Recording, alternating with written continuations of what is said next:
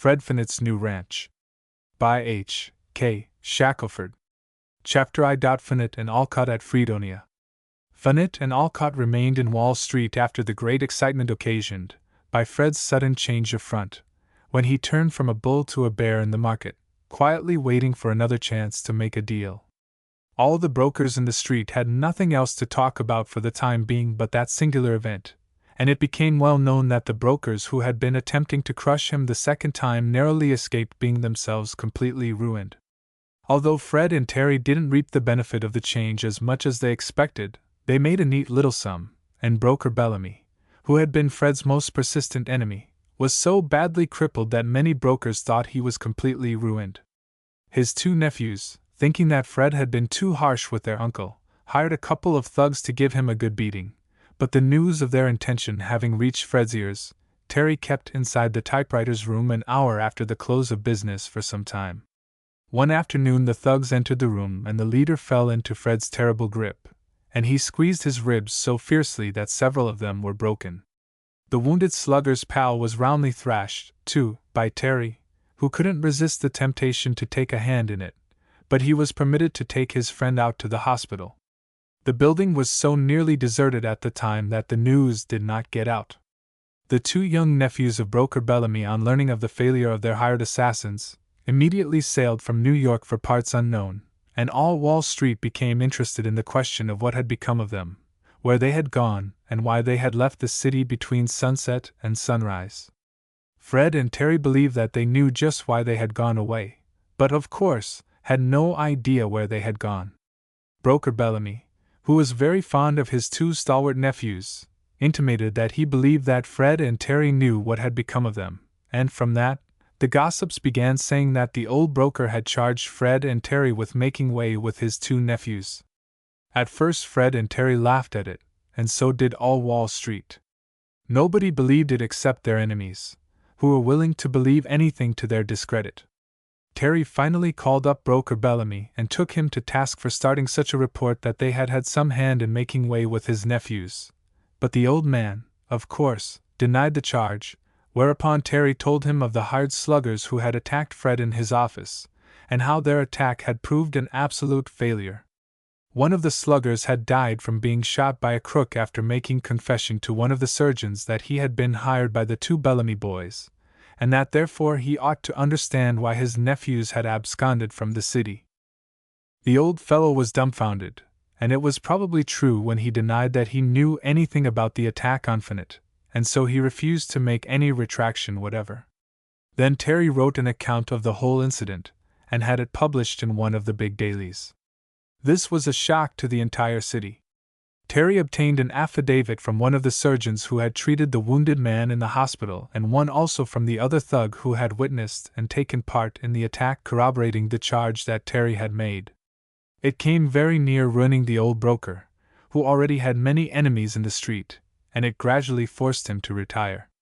After that Fred and Terry took part in several more little deals, some of which panned out pretty well, while others profited them little or nothing, but in the aggregate they had gathered in a pretty good sum during the season, and they decided that they were pretty well paid for their return to Wall Street, so they finally decided to go back down into Texas to look after their new ranch and try to add another 1,000 head of cattle to their herd. They wrote Jack that they were going to return south, and as soon as Jack received their letter he promptly wired back to them to stay there until he joined them, as he intended to come up after his mother and to marry Katie Malone, who was still working in the office with Louise Crane.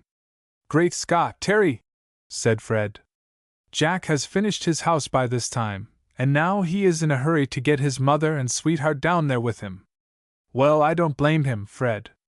Katie is a sweet girl and dead in love with him, while his mother wants her along as a companion." "Very true, but Terry, I fear that he is making a mistake." "Don't say anything about that, Fred," advised Terry, "for it would hurt both his and her feelings, and probably his mother's. I don't see how it is possible that his house can be finished ready for occupancy in such a short time." "Neither do I, and I'm going to wire to him and ask him if the house is finished, and if it isn't I'll just advise him to postpone his trip north until it is." So he wired to Crabtree, and the dispatch was sent down the road by the operator to him.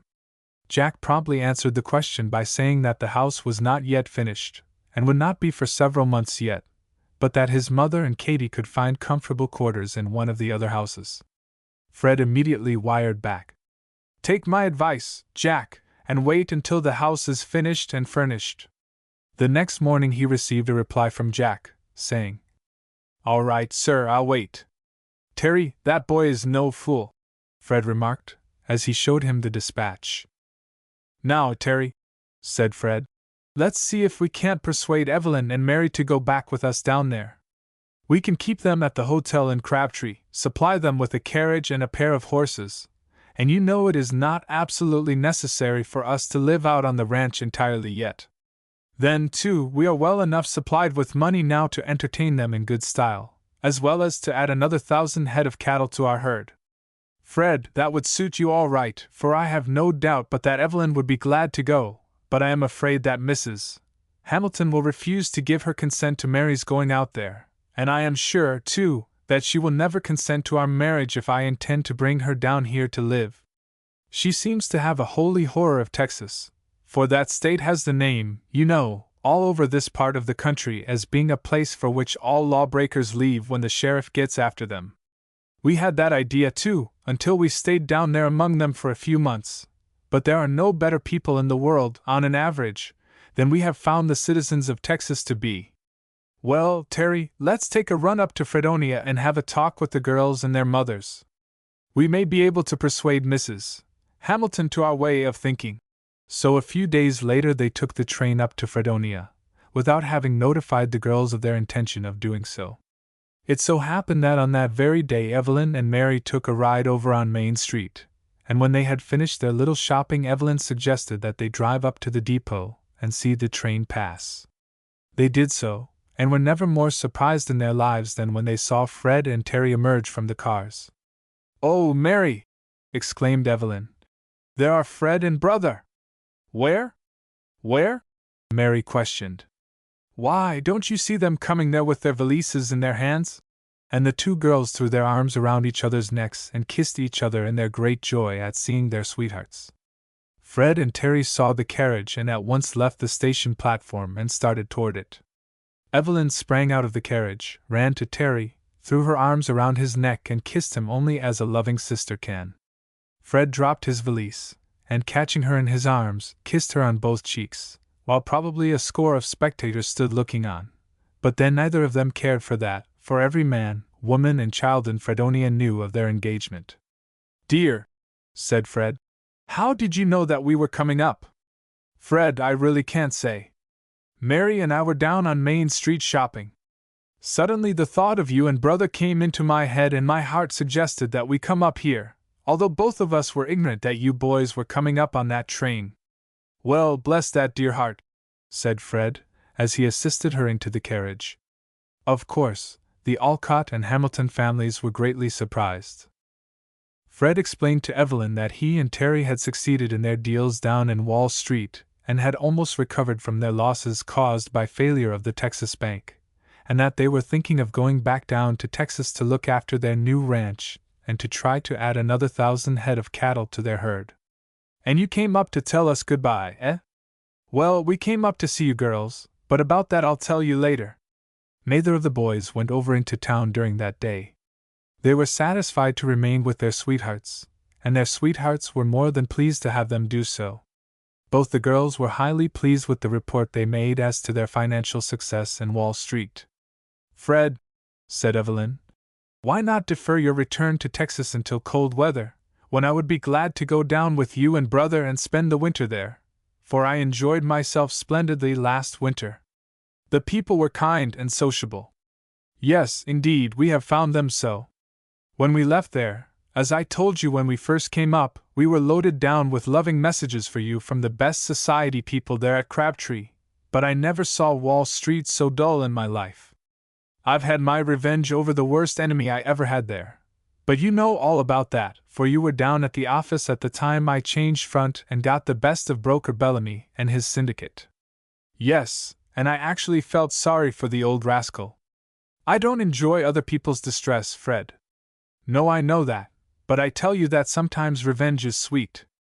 We didn't make as much out of that deal as we expected to, but still we have no right to complain. We have not only saved ourselves from financial embarrassment, but have money enough left to add another 1,000 head of cattle to the ranch and to build any kind of a house that would suit you. Suit me, said she. Are you expecting to make that your future home, Fred? I'll leave that with you, dear. If you insist upon it, we can live elsewhere and do as we did on the Colorado ranch, leaving faithful men to manage it for us. Fred, I could live contentedly anywhere in the world where you are satisfied and can make money. Mrs. Hamilton, however, she continued, is horrified at the idea of Mary living so far from her. She has a great fear of the climate of Texas, and she thinks the people, too, down there are nearly half savages. Well, can't you tell her better than that? I have told her all about how I found the people down there at Crabtree, but she says I was there at a hotel where only people of refinement live, and that I know nothing about the people out in the country. I laughed at her and asked her if she knew anything about them herself, and she retorted that everybody who read newspapers knew what sort of people lived down there. Well, dear, Terry and I have come up to see if we could persuade you and Mary to go down there with us and spend the fall and winter. Fred, I am perfectly willing to go anywhere that brother goes along with us, and I will do my best to get Mrs. Hamilton's consent for Mary to go, for she has never been down in that section of the country. Well, you go anyhow, suggested Fred. I want you to see the new ranch. I wouldn't think of making a home at the ranch we looked at when we went down to Crabtree. The one that we afterwards bought as an investment is the one I mean. I believe that we can, eventually, build up a little place of resort about that big, bold mineral spring just a mile from the railroad track, and I intend to have the water analyzed. The physicians claim down there that it has been partially analyzed and is said to be the finest water in the South, but I am going to send a bottle of the water to a chemist in New York or Philadelphia who has an established reputation and have him analyze it. I do hope, though, he added, that you will plead with Mrs. Hamilton for her consent to let Mary go down and see the country. That evening the two boys spent with their sweethearts at their respective homes. Terry then told Mary what he wanted her to do, saying that Evelyn was going down with him and Fred to see their Texas ranch, and he wanted her to go, too. Mary, said he, it is the richest ranch I ever saw in my life. We thought the one in Colorado was a grand one, and so it was, but the grass there was never so abundant or so nutritious as at our new ranch. It grows much taller, keeps fresh and green longer, and the soil itself is several degrees richer than the Colorado ranch. You never saw so many quail in your life as you can see there every day in the week all the year round. There are prairie chickens, and there are 10 jackrabbits there to 1 in Colorado. But, Terry, last winter you wrote me about some bad Mexican and American cowboys who had made trouble for you. Yes, but didn't we have the same trouble out in Colorado? Didn't I point out to you several times in Colorado the graves of horse thieves and cattle thieves whom our cowboys had shot to prevent them from plundering our ranch? Are not murders committed right here in New York City often, and don't you read of them in the papers? Why, there is no place in the country where bad men don't live, and bad women, too, for that matter, and by this time those cowboys have found out that Fred and I, as well as Jack, are dead shots and not afraid to pull a trigger on a bad character, so you can't say anything against that locality any more than you can any other in the West. Terry, is Evelyn going back with you? She asked. Yes, she has said that she would, but she wants you to go, too. Terry, I'm afraid that Mother will never consent. By George, Mary, she must consent, said Terry. I'm not going to let her destroy my happiness. Well, Terry, you will have to talk with her yourself. That's just what Fred and I came up to do, dear. Of course, we couldn't take you against her consent until after you and I are married, and if she won't consent to your accompanying Evelyn down there, why I'll hurry back as soon as I can get the home ready for you, marry you, and away we'll go to just where we darn please. The next day Fred and Terry made a combined attack on Mrs. Hamilton, trying to gain her consent for Mary to go down and spend the fall and winter in Texas with Evelyn, but she was firm in her refusal, saying that Mary had spent nearly half her time for several years away from home, and that she was opposed to her going so far south, anyway. Both Fred and Terry had to finally give it up in despair. Evelyn said that she would go down with them, as she had never enjoyed herself more, even up at New Era, than she had at Crabtree. She said, too, that she had never met up with more refined people than she had there. Mary, of course, cried herself sick and begged piteously for permission to accompany Evelyn. Mrs. Hamilton, though, put up all sorts of excuses. When she mentioned the matter of expense, Evelyn said that Mary could go as her guest, and that she need not spend 1 nickel for anything. "Besides, mother," pleaded Mary, "I have money of my own, you know, and surely, as I am of age, I should be permitted to spend some of it just as I please." Finding all their pleadings with Mrs. Hamilton in vain, Fred and Terry began making preparations for the long trip down to Texas, accompanied only by Evelyn. While regretting to see her leave, her mother never objected to her going anywhere with her brother, so, after a few days' preparations, they were all ready to start. Mary accompanied them down to New York City, where she was to spend a week with Mrs. Middleton.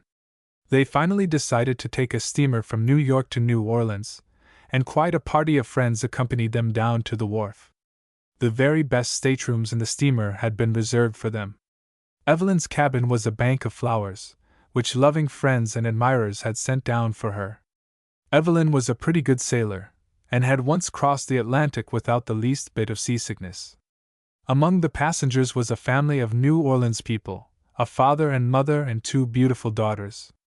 The father was a rich New Orleans merchant whom Fred and Terry knew well by reputation, and of course, the merchant and his family knew them in the same way Evelyn made their acquaintance before the vessel had actually passed through the Narrows. The 2 sisters fell in love with her at once. The elder sister was about 20 years of age and of exquisite Creole beauty. She was very much surprised when she found out that Evelyn could speak French as fluently as she could. "Oh," said Evelyn, "I spent a most agreeable time in Paris once. My brother and Mr. Fearnot are both quite good linguists, Mr. Fearnot particularly. He can learn a foreign language more easily and rapidly than any one I ever knew. Brother can learn it easily too, but not as much so as Mr. Fearnot." Just as the steamer was passing out of the Narrows, both Fred and Terry came up to where Evelyn was talking with the 2 French girls, and she introduced them to the boys. Both the New Orleans girls looked at them as though somewhat surprised. "Why, Mr. Fearnot," said one of them, "I've heard a great deal about you, but you are much younger than I expected to find you." "Oh, I'm a kid yet," he laughed, and Terry proceeded to amuse them with some funny stories. The elder of the 2 Creoles remarked that she was very fond of the sea. "Do you ever get seasick?" Terry asked. "No, do you?" "Yes, every time I get out on blue water I have to pay tribute to old King Neptune. I've done my best to make friends with him, but I always fail. He will have his joke with me." "Ladies," remarked Fred, "if you want something to laugh at until you reach New Orleans, just manage to see Alcott when he is seasick." "Why, what is funny about it?" "I can't tell you. He makes funny remarks and queer noises." Evelyn laughed and said, "Yes, he expresses opinions about old Father Neptune that I think he really ought to be ashamed of." "Don't you get seasick?" "Not unless the water is rough and the waves come rolling high, and then I have to retire to my stateroom for at least 24 hours. Then I'm all right for the rest of the voyage, even if it extends all around the world." As they were rounding Sandy Hook, a great many of the passengers sought the seclusion of their staterooms and cabins, for the waves were rolling very actively. Evelyn and the 2 Creole girls, whose name was Elon, remained on deck longer than any of the lady passengers on board. By and by Evelyn and the younger of the 2 Elon sisters retired to their rooms. The elder one laughed and said to Fred, "Mr. Fearnot, we 2 seem to be on quite good terms with the old man of the sea." "Yes," returned Fred. "When I made up my mind to go south by water I began to make preparations to remain on good terms with Father Neptune." "Why, how in the world did you manage to do that? Why, don't you know a remedy for seasickness, or a palliative, at least?" "Why, no, indeed." "What is it?" "I have never heard of any except lemons." "Well, lemons are very good, and will be effective if you tackle them 24 hours or more before beginning the voyage.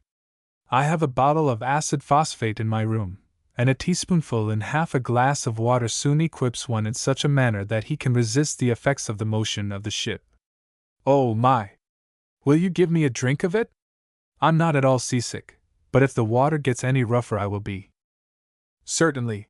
And Fred went to his room and soon returned with a glass with about 2 teaspoonfuls of acid phosphate in it.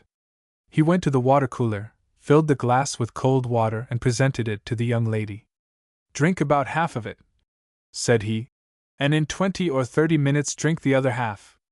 She took the glass, tipped it up and drained every drop of its contents. By George, said he, you took a good dose. Oh, I'm used to drinking phosphates, but never heard of it as an antidote for seasickness before. Have you had a drink of it? Oh, yes, I've had 2 drinks since I left the wharf. He took the glass to his room, and when he came out he tendered his arms to the girl and went promenading up and down the deck. Her father went to her and asked her if she felt any seasickness. No, father, said she, not the least bit. This gentleman is Mr. Fearnot, the famous athlete. Well, well, well! I'm glad to meet you, Mr. Fearnot. I heard of you several times when you were in New Orleans. What's become of your friend Alcott? Oh, he's on board, and so is his sister Evelyn.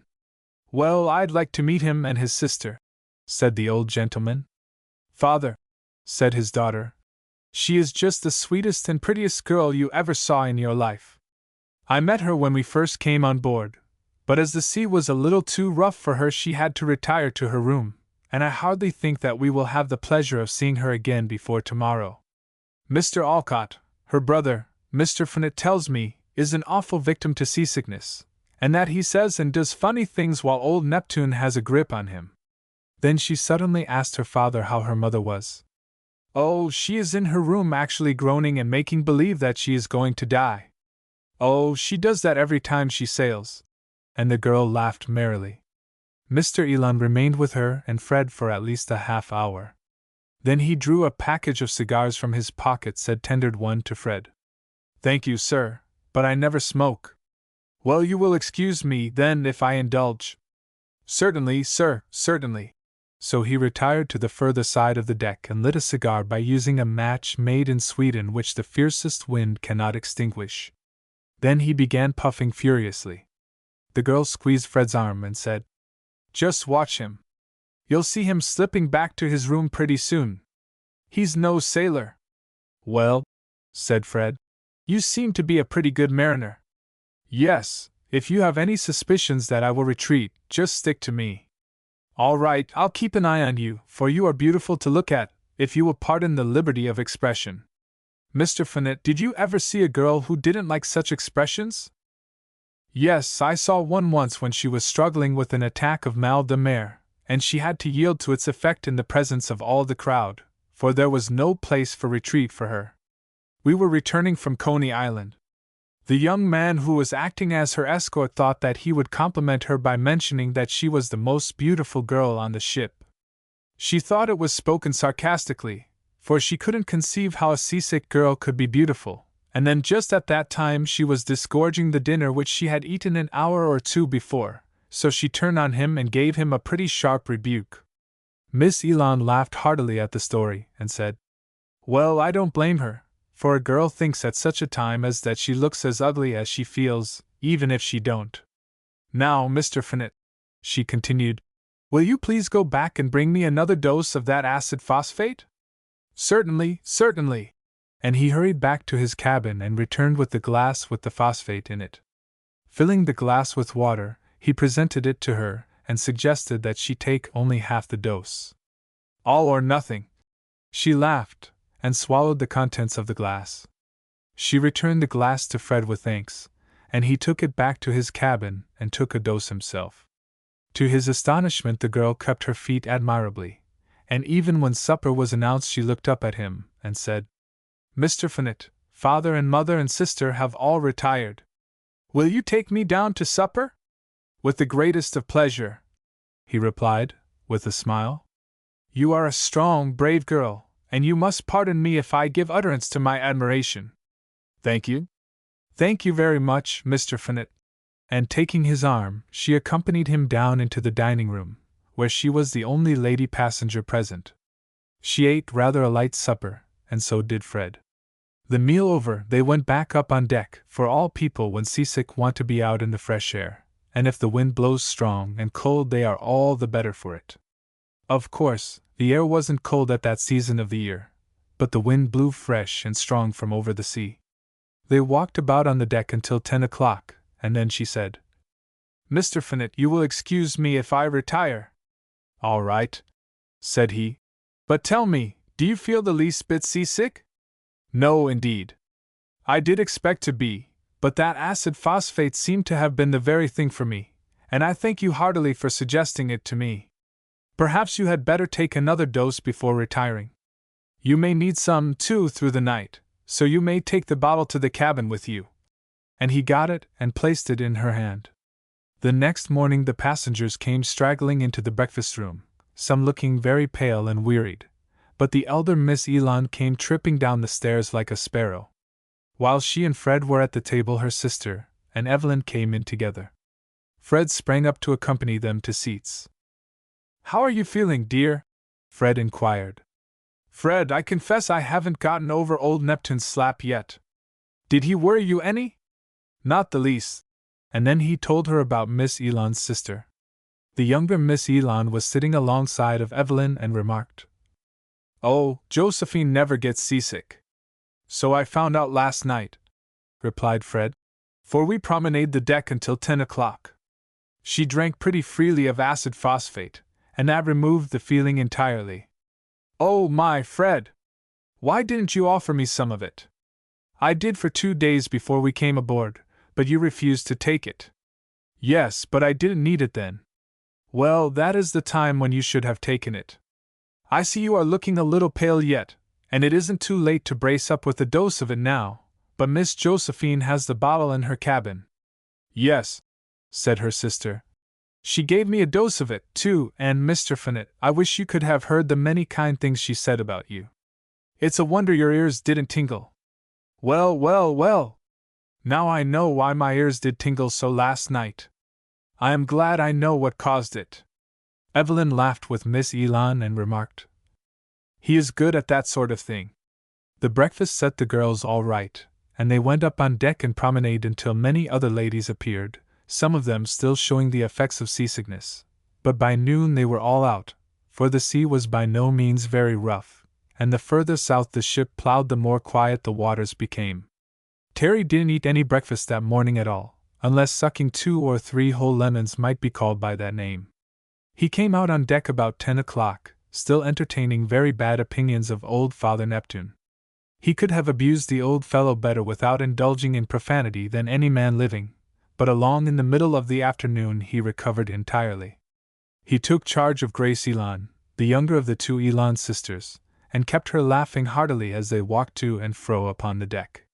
When they struck Cape Hatteras, where the water is always rough, it was quite late in the night, and some of the passengers felt the effect of it, which spoiled the pleasure of the evening.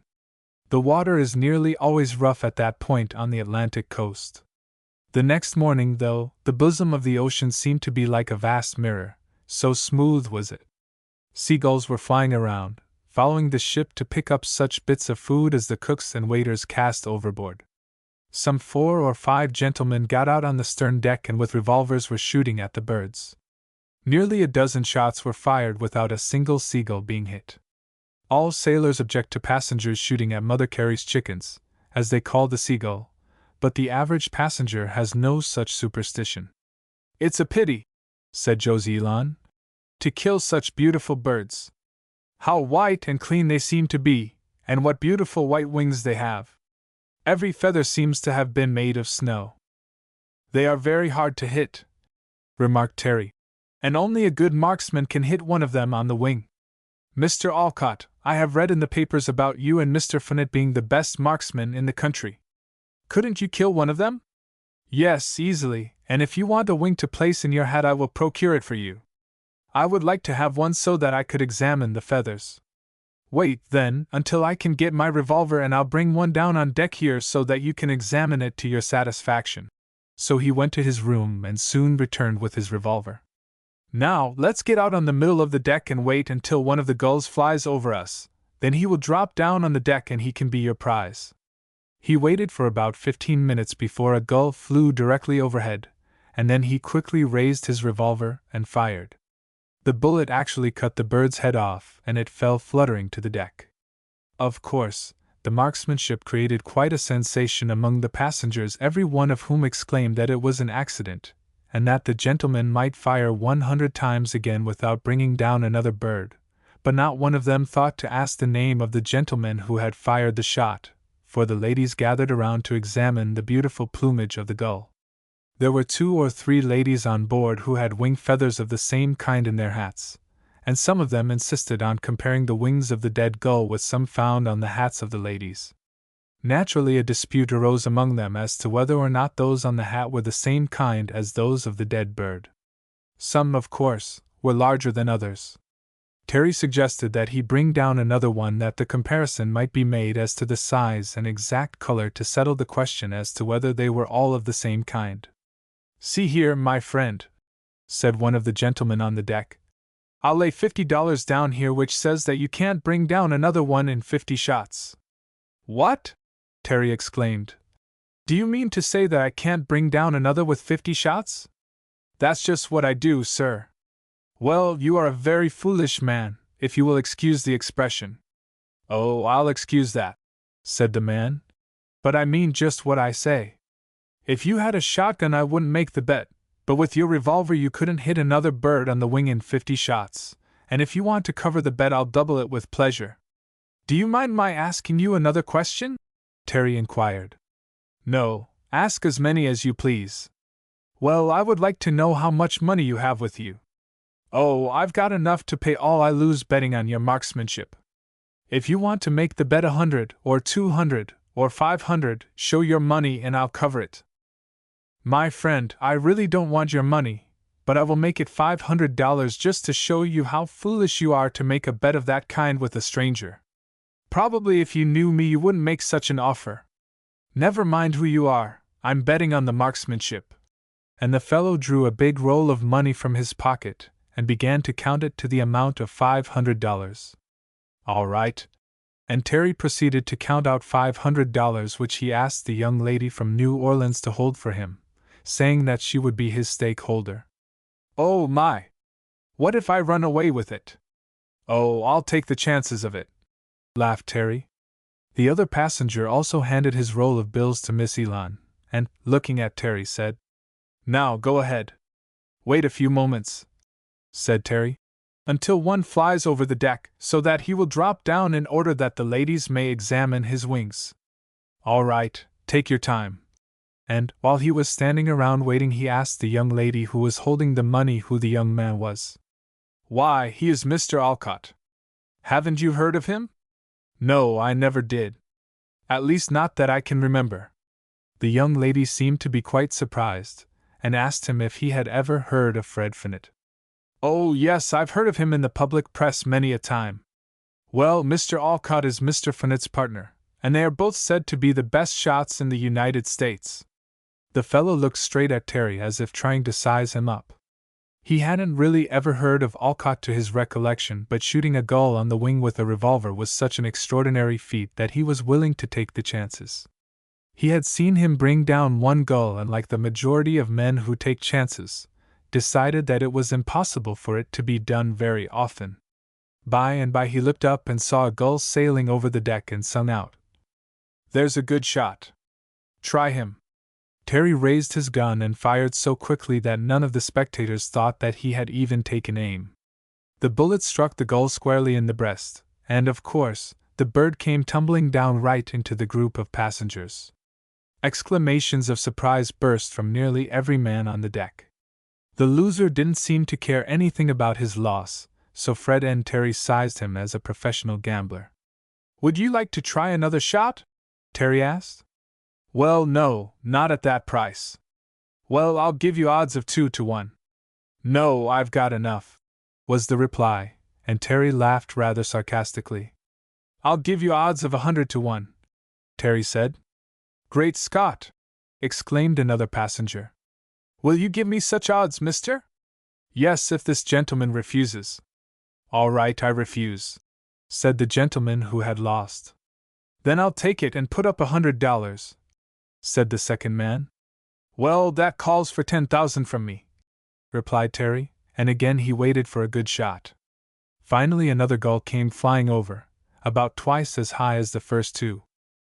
Terry was going to wait for another chance, when the bettor angrily exclaimed that he must want a bird to alight on the muzzle of his revolver. Why, surely you don't expect to have me shoot at a bird that is really out of range, do you? No, but that wasn't out of range. My friend, you don't know anything about distance on either land or water. That gull is at least 100 yards above us. And nearly every man on the deck agreed with Terry, but the bettor became rather sarcastic and asked if he expected the bird to knock his hat off with one of its wings.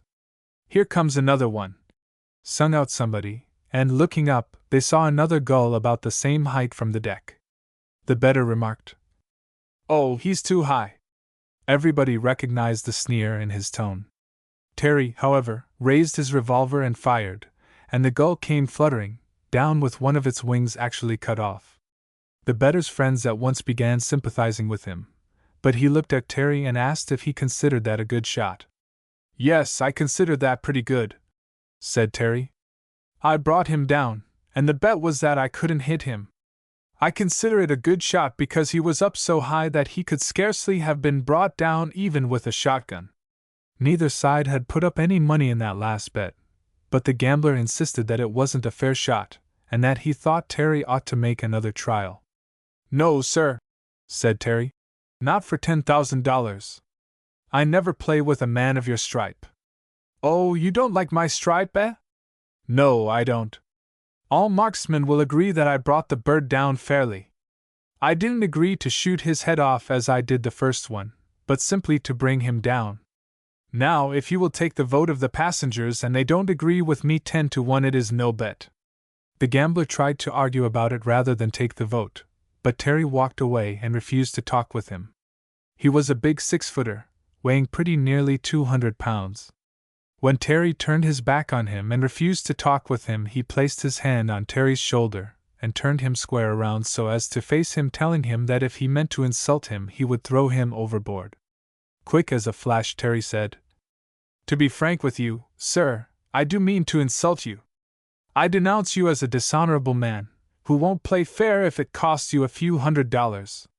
With that the man aimed a blow at Terry's face with his big fist, but Terry easily parried it and gave him 3 or 4 blows in rapid succession on his chest in return, causing him to stagger back against another man, who kindly held him up.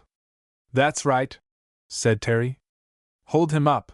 And in the next few seconds Terry put in 3 or 4 more blows on his solar plexus, and down he sank on the deck, scarcely able to breathe. Some friends of the man took him up and carried him into the main saloon, where others assisted him to his cabin. The captain heard of the trouble and came out on the deck to make inquiries as to whom was to blame. He soon got the straight story of it, and at once went to the fellow's cabin and told him that if he made any more trouble on board his ship he would have him put in irons until they reached the end of the voyage. Quite a number of gentlemen then asked Fearnot if his friend was a professional fighter. No, Fred replied. He is a Wall Street broker, and is also my partner in a ranch down in Texas. Both the Elon girls expressed their amazement at his fighting qualities. Oh, that's nothing, said Evelyn. He hasn't been whipped since he was 15 years old. I knew that that big fellow would be severely punished if he struck brother.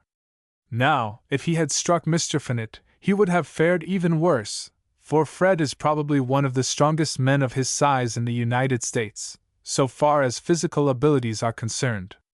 Of course, there was no more shooting that day. The ship's surgeon said that the man who had tackled Alcott would not be able to appear on deck that day. That evening, as Evelyn and the elder Elon girl were standing out on the forward deck, gazing at the stars, Terry came up and joined them. Mr. Alcott, said the New Orleans beauty, you are just the kind of a man that I have been looking for 3 or 4 years. Please tell me how I can induce you to come courting. Too late, laughed Terry. I'm already mortgaged. Oh my! Just my luck. Don't despair, laughed Terry. You have perhaps heard the old saying that there are just as many fish in the sea as were ever caught. Oh, yes. There are plenty of good men, but no more like you. I don't believe in fighting, but when I marry, I want my husband to be able to whip any other man. All right. He laughed. If you want me to lick a man for your husband just to please you, I will do it if you will send for me. Oh, that wouldn't do. If my husband had to have another man to do his fighting for him, I would soon get so disgusted that I would sue for a divorce. Well, that shows that every man ought to learn how to defend himself. If you ever fall in love with a fellow and he wants you to marry him, insist upon his taking boxing lessons. But let me tell you, the majority of boxing men are generally rough fighters, who like to get into trouble just to show their skill as pugilists. Avoid all such. Say, Alcott, a passenger asked Terry, are you going to let Connolly euchre you out of the $100 you won? Oh, if he wants to keep it in the face of the passengers on board who heard the bet, he is welcome to it as far as I am concerned. He is no gentleman, and as such I dismiss him from my thoughts altogether. I've been up against such men before. It's a debt of honor, and can't be collected by law, and dishonorable men never pay such debts. The big fellow remained in his cabin to the end of the voyage, not caring to come out where he would be likely to face Terry or some of his friends, who thought he was acting disgracefully. The fact is, he didn't have the half of $100 with him. During the remainder of the voyage, Fred, Terry, and Evelyn, with the two Elon sisters, had splendid concerts every evening in the main saloon, to the great enjoyment of the other passengers. The captain said that he had never heard such music, even when he had had an opera troupe on board, and the New Orleans ladies requested all three of them to visit them at their residence. They thanked them for their invitation, of course, but stated that they would not spend more than 24 hours in the city, as they were anxious to reach Texas, and that they would be very busy all the rest of the season looking after their ranch. Some of the ladies did not believe it possible that such refined young men could be ranchmen, so when the ship entered the mouth of the river, all the passengers crowded out on the deck to view the scenery as they passed up the great Father of Waters. Fred and Terry had fished and hunted down in the country, and they explained to Evelyn all about the mode of life in the lagoon region. Evelyn had fallen in love with the two Elon sisters, and their father became such an admirer of Fred and Terry that he insisted that they should not go to any hotel, but during the 24 hours that they spent in the city they should be his guests. So when the steamer landed at the wharf in New Orleans, he divided the party so that his wife and one of his daughters should drive home in the family carriage with Evelyn and Terry, while he and Fred and his other daughter should remain on board the steamer until the carriage returned for them. When they reached his residence, they found that it was one of the finest and most beautiful homes in the city, and that everything about it told of great wealth. The next day, Fred and Terry accompanied Mr. Elon downtown to visit certain friends, and the Creole gentleman soon learned that his guests had many other friends there, too. But for the fact that they were in a hurry to reach Crabtree, they would have remained in the city as their guests for at least a week. As it was, they spent another day there, and had a royal good time. Then they took leave of their newfound friends, boarded the train for Texas, and were soon whirling westward. It was a long ride from the Crescent City to Crabtree, for that place was way down on the western side of the state, and it was late in the night when they reached there, in fact, long past midnight. Fred had wired to the clerk of the hotel for him to reserve comfortable quarters for them, and when he arrived he found that the best rooms in the house had been assigned to them. When they appeared in the breakfast room the next morning at quite a late hour for that meal, all the ladies stopping at the hotel were on the lookout for them. Those of them who knew Evelyn rushed into her arms. "Great Scott, Fred!" said Terry. "Here we are with our arms ready to receive them, and not one will even put up a pucker at us. Well, what show can we expect to get with such a rival as Evelyn?" Many of the ladies had already had their breakfast, but they went in and sat with Evelyn, and their tongues rattled like those of so many magpies. Of course, they all shook hands with Fred and Terry, and talked freely with them. They wanted to know when Miss Hamilton was going to come down. "Oh, she'll come down sometime," laughed Evelyn. "Probably on her bridal tour." "Oh, she wouldn't come down as you did, eh?" "No, we begged hard for her to do so, but she wouldn't." Brother will have to go up some time and bring her down. Then, too, we will have 2 brides down at the ranch, for young Mr. Cameron has a sweetheart up in New York, and she is waiting for him to build and furnish a big house for her. Well, said one of the ladies, work on that house is going on fast. But look here, Miss Alcott, are you going to stay down there on that ranch, or are you going to stop here at the hotel? Oh, she'll do both, put in Fred. She is very fond of the actual life of a ranch. She often came down to our ranch in Colorado with 4 or 5 other girls, and she delighted in nothing so much as dashing over the prairie on horseback, chasing coyotes and jackrabbits, or else feeding the pigs, chickens, and the milch cows, all of which we had in abundance around us there. We have some fine milch cows on the ranch now, and I expect to see her out every morning with her sleeves rolled up and a big apron on, milking them and looking after the pigs and chickens. She pets every animal on the place. Whereupon Evelyn invited several of the ladies to come down and visit her on the ranch, and help her feed the pigs and chickens and milk the cows. But I'll have to ask you to wait until I see what sort of quarters Brother and Mr. Fearnot have for me. We have nothing but a plain ranch house, but there are plenty of them, for we haven't put in the improvements we intend to. Men, you know, can rough it, but Sister will have a neat room fixed up for her. We will get the best furniture that can be found in this place, carpets and everything necessary for a lady's comfort. No, Brother, said Evelyn. I want to rough it, and you promised that I could do so. Oh, yes, but I know you girls, and you get tired of roughing it very quickly. Well, let me rough it until I do get tired, and when I feel that I have had enough I'll let you know. All right, that's a bargain. The next morning, after their arrival at Crabtree, Fred, Terry, and Evelyn were kept busy shaking hands with their friends. As the news spread through the city, fully a score of young ladies called at the hotel to see Evelyn, for she had the happy faculty of making and retaining friends wherever she went. Fred and Terry, though, at noon, took leave of her and told her to enjoy herself until they came back, as they were going down to the ranch and begin at once to fix up things so that she could be comfortable. Jack happened to be at the water tank when the engine of the freight train stopped there to take a drink, and he gave a regular Indian war whoop when he saw the boys alight. He hugged both of them as they climbed down from the engine, and fairly danced a jig in his delight at seeing them. Terry looked around for the big house that Jack had been building for his mother and sweetheart. When he saw it, he exclaimed, "Great Scott, Jack! What is that you are building out there? A hotel?" "Well, I call it my bachelor quarters for the present," he replied. "But when Mother comes it will be our home." "Well, what in thunder do you want with such a big house? It's big enough for all the cowboys on both ranches to live in." "Well, there is no hotel down here, you know, and there is not likely to be one for several years to come, so, when any friends come down to visit us, we'll have a place to take care of them." "Jack," said Terry, "Evelyn came down with us." "Great Scott! Ain't I glad? But why didn't you bring your girl with you?" "She wouldn't come, Jack, but Sister came down with us, as she wanted to help us build up a home out here. So, until your mother and Katie come down, we'll let her be boss." "Yes, and what a boss she will be. I've been telling these fellows around here that she is the most beautiful young lady in the whole country." "But when is she coming down?"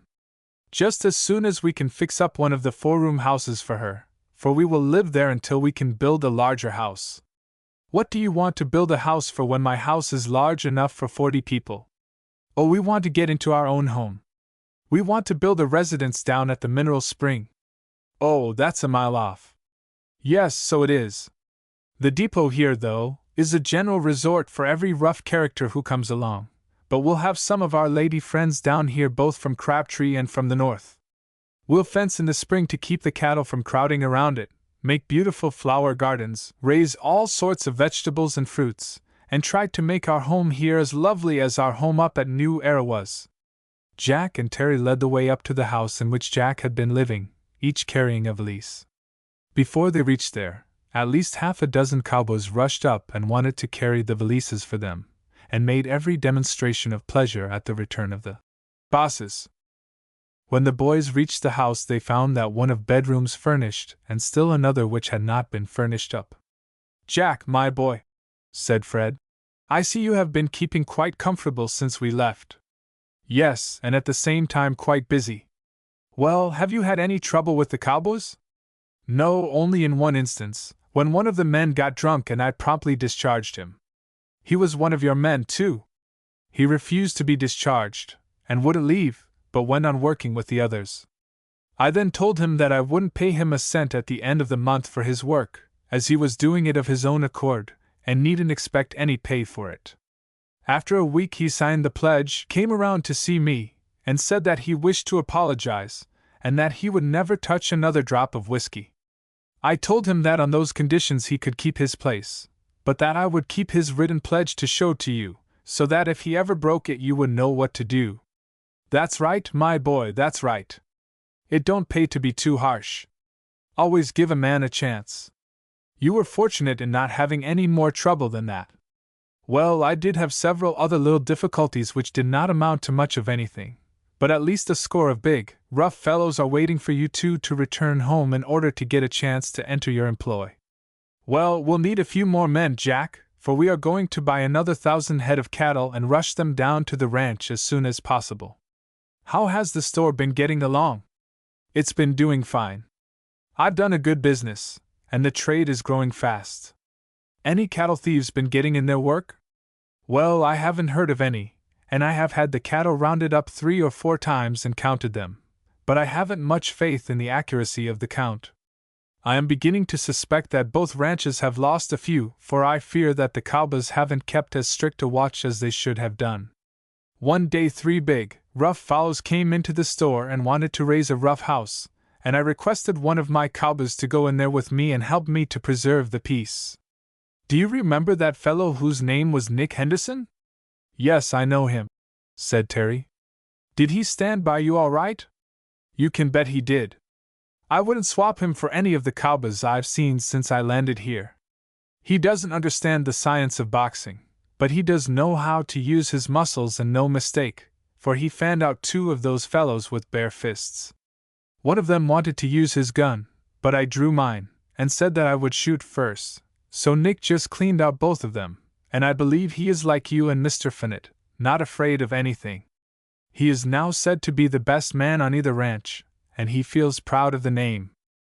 Jack pointed out the house which he assigned to the carpenters, saying that they had built bunks, brought down their own blankets and cooking utensils, and that they were all satisfied with their work and their way of living. I furnish them meat and bread, he said, and they do their own cooking, and I've been cooking my own meals too. What sort of a cook are you, Jack? Well, I guess I weigh at least 10 pounds more than I did when you left here. Whether it is good cooking or not, I don't know, but it is good, wholesome fare. I made coffee just as you taught me. I'm not good at making biscuit, but I can make a good hoe cake. They went into Jack's kitchen, and looking at his utensils, saw that he had a place for everything, and everything in its place. Jack, how did you learn to cook so well? Terry asked. Why, I used to help Mother a good deal, and I have the timber brought up and cut and piled away, so it is easy to build a fire. I had a well driven down in the yard out there, and a pump attached to it. It is not as good water as that down at the spring, but it is better than the average well around through this state, and I didn't have to drive down but 30 feet, either. Good! If you were wrecked on a lone island, you would get along all right, my boy. What is the bill of fare at your hotel now? Just anything you want that the market affords. When I want fish I go but to the lake and get it. When I want quail or prairie chicken they come right up to the house to be shot. All right, Jack. We'll help you cook, and if anything more is needed than the market here affords, we will get it from Crabtree. On further inspection they found that he didn't have a carpet in the house, but that he had good sheets and blankets and pillows and first-class mattresses. Fred, said Terry, we'll have to live in this house until Jack gets his home finished. We'll measure the size of those 2 rooms back there, and one of us must go back to town tomorrow, buy carpets, have them made, and lay in all other necessaries for Evelyn's comfort, and let her invite some of the ladies up there to come down and rough it with us as long as they are willing to do so. Evelyn, of course, will go with us and assist us in making the purchases. They went out into the stable lot, saw the horses kept there. Then they visited the cow lot and their barns, and saw that the milch cows were looking well, and of course, fat and yielding an abundant supply of milk, which Jack sent up to Crabtree every day, besides having plenty of butter and milk for all the cowboys in their employ. Jack, too, had a good flock of chickens in his barnyard, so he had plenty of eggs. But he stated that he had not killed a single chicken since Fred and Terry had gone north, as he preferred quail and prairie chicken. He also stated that he had been compelled to clip their wings very close, as his cowboys told him that if they got out they would find such abundant feed in grass seed and other products of the plain that they wouldn't come back home again. Don't you believe that, Jack? If a hen raises a flock of chickens and they are fed regularly, they will never leave the place. But chickens who are allowed to run everywhere, as most ranchmen let their chickens, will, of course, become wild like any other fowl. There were about a score of little pigs on the lot that were as fat as butter and gentle as kittens. By George, Terry, said Fred, won't Evelyn be delighted with these little fellows? But we will have to have ducks and turkeys. Yes, I can keep the ducks in bounds all right, but it will be a little difficult to keep the turkeys in, unless we have a wire fence enclosure reaching up about 15 feet high. Oh, we can do that. Turkeys are very fond of wandering over a wide range, but I think we can keep them in bounds. That night they had a good supper of broiled beefsteak, good hoe cake, milk and butter, and coffee in abundance. The two boys praised Jack highly for his skill in managing things, and of course he felt very proud. They told him that broker Middleton had used some money belonging to his mother, and had made about $20,000 for her, which she had sent by them in a draft which she had purchased in the bank. Jack fairly whooped with joy. It's just in time, said he, for I haven't been able to sell any cattle at this season of the year. Jack, said Terry, don't you worry about the future. You just take good care of that money and don't use it except for necessities. How are the cattle on your place? Mr. Alcott, they are the finest cattle I ever saw in my life. You would be astounded to see how they have picked up flesh. The ranchmen that we bought them from must have had very poor ranges for them to feed on. Oh, well, the grass out here has never been fed on before, except by stray cattle, so I don't wonder at their being fat. When cold weather comes we'll have many thousands of pounds more than the ranches above here. After supper some of the cowboys from both ranches came in to have a talk with their employers. Every one of them was smoking a pipe, as they could always buy tobacco at the store. The stock in the little store had about doubled since Fred and Terry went north, showing that a good business had been done. Jack, does the storekeeper keep his accounts straight? Oh, yes. I watch him very closely. I think he is an honest man too, and he doesn't sell anything on a credit except to the cowboys on your ranch and mine. Other cowboys come in and want credit, but I told him not to credit anybody off of our two ranches, as we can then always know how much they owe before paying them off. The storekeeper says that cowboys are generally careless about paying debts, except in barrooms. Before going to bed, Fred and Terry measured the size of the two rooms that they wanted to fit up for Evelyn, and Fred boarded the first freight train engine that went up the next morning and so reached Crabtree before Evelyn had finished her breakfast. She was very much surprised at seeing him. Fred, said she, where is brother? He is down at the ranch, just the happiest boy you ever saw in your life. He had milked 2 of the cows by sunrise this morning. I never knew brother to do such a thing before in his life. She laughed. How many cows are there? Oh, about a dozen, and their milk is as rich as butter, and as yellow as gold. It would tickle you to death to see Jack feed the little pigs buttermilk. Each little pig tries to get more of it than his neighbor, and then just to think, too, we have a good flock of chickens, those we bought before we went up north, and Jack has never killed one. On the contrary, he has bought upwards of a dozen hens, and the barn lot is just overrun with little ones. Why, hasn't he killed any of them? Fred? Doesn't he like chicken? Yes, he is very fond of them, but the quails and prairie chickens actually come up and beg to be shot, and he has never had a chance at an unlimited supply of game before in his life. Oh, Fred, when are you going back down there? I'm going tonight. Well, can I go back with you? Not just yet. I want you to go with me, though, and help me select 2 carpets, which will be on the floor of your home." So she ran upstairs and got her hat and gloves, and went out with him. She wanted to select coarse and grained carpets, saying that fine carpets were not needed on a ranch. "Evelyn, you must select the very best velvet carpets that can be found in this city." "Fred, that is reckless extravagance." "No, it isn't. A good velvet carpet will last just twice as long as an ingrain one. I'm not going to buy anything cheap. The best is always the cheapest. I want sofas, chairs, rockers, and tables, and then such other dainties as your good taste may suggest. It is to be the home of my sweetheart and Terry's sister, and we expect you to have quite a number of young ladies from Crabtree to go down there and spend as long a time as they choose, to be company for you. Then I'll buy a bookcase and have plenty of books and magazines, for both Terry and you, as well as I, are fond of good reading. Then we must have some good strong oilcloth to put on the kitchen and dining room floors." And she followed Fred's instructions, and made her choice of the carpets, and Fred, in paying for them, offered them to the dealer to have them made up at once. Then they selected chairs, tables, bureaus, a bookcase, and everything else that was conducive to comfort.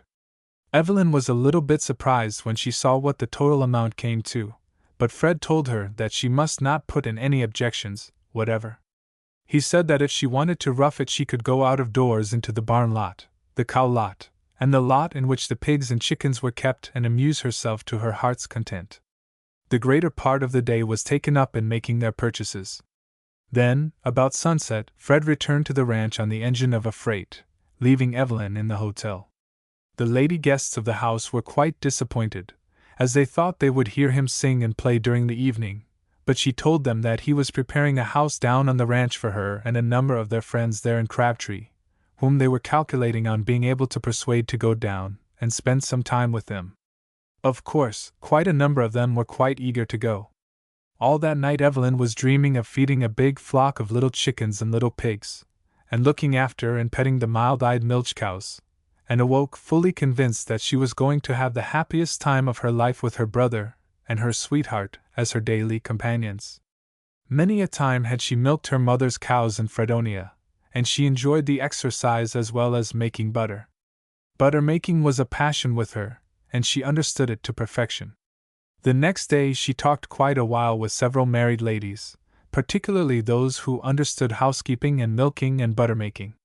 The ladies seemed to be surprised at her enthusiasm, and asked her if she had ever milked a cow, or churned butter, and her replies actually staggered some of them. She said that if she were worth $1 million, that there was no amusement she would rather indulge in than to milk cows, feed chickens, gather eggs, and do all sorts of domestic work. The idea of a society girl indulging in such amusements seemed incredible to the ladies at the hotel. 3 days passed, which Fred and Terry improved by cleaning up around the house.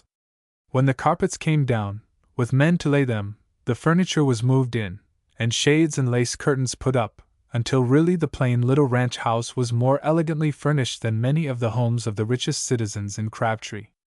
Then Terry went up to Crabtree after Evelyn.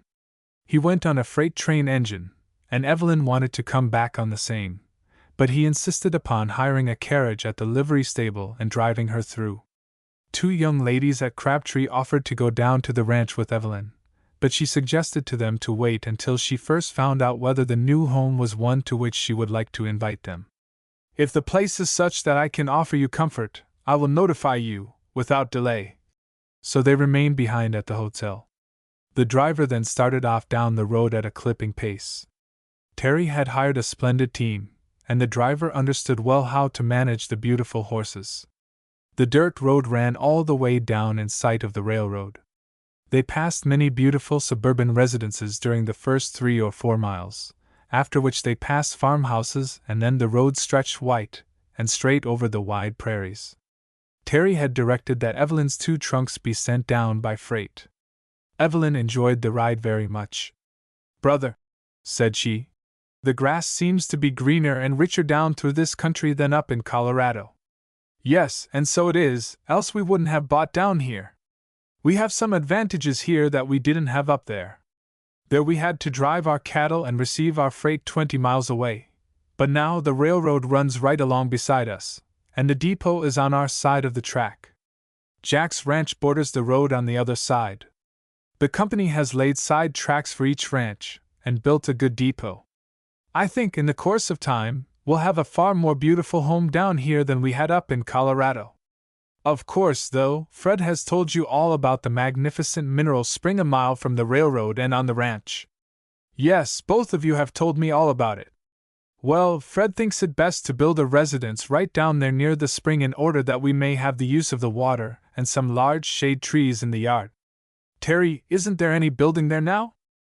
No, the only buildings we have now are merely 4-room frame buildings for the men on the place, and we have fixed up one of them for our home until we build a larger and better house down near the spring. There isn't a particle of swamp about it, but there is plenty of good solid earth all around it. Of course, we can cut a splendid road from the depot down to it. We will build stables and all the necessary outhouses down there, too, and will fence it in, so that the cattle cannot annoy the residents of the place. There isn't a passenger depot built yet, and passenger trains don't even stop there, unless they are flagged by the freight agent. The road passed through several patches of timber, and wide stretches of prairie land presenting scenery that Evelyn loved and admired very much. The splendid team made the trip in a little over 2 hours, a distance of 20 miles. You see that big building going up out there? Said Terry, pointing to Jack's new home. Yes. Well, that is the new house that Jack is building for his mother and his wife. It has a dozen large rooms in it. Well, what in the world does he want with such a big house away out here? Evelyn asked. Well, it is the first house he ever owned, and he says he wants it roomy enough for his wife's and mother's friends to come down and stay as long as they please, as it will cost him nothing to board them. I guess that Fred and I will build a house just as big as that. Terry, you and Fred must not indulge in any such extravagance. Sister, don't you know that comfort is not extravagance? The driver had never been out there before, so he turned and asked Terry where he must stop. Right in front of that house out there. And he pointed to the house which he and Fred had furnished for their home until a big house could be put up. Both Fred and Jack were on the lookout for them. Evelyn saw them waving their hats, and she waved her parasol in return. They reached the house about the time that the carriage did, and of course, as Fred lifted her out of the carriage, he caught Evelyn in his arms and kissed her several times. Jack seized her hand and kissed it, saying, Heavens, Miss Evelyn, but I am glad to see you way down here. Thank you, Jack, said Evelyn. Then she turned and glanced around at the wild prairies on either side of the railroad track. Evelyn, said Fred, come in and see the little home we have fixed up for you. And he led her up on the little piazza and into the 2 rooms that had been furnished up for her. Of course, she recognized the carpet, because she had chosen it herself up in Crabtree, and also every piece of furniture. Oh my, how beautiful! She exclaimed. But how out of place such furniture in a ranch house! I dare say there is not another so beautifully furnished as this is in the state of Texas.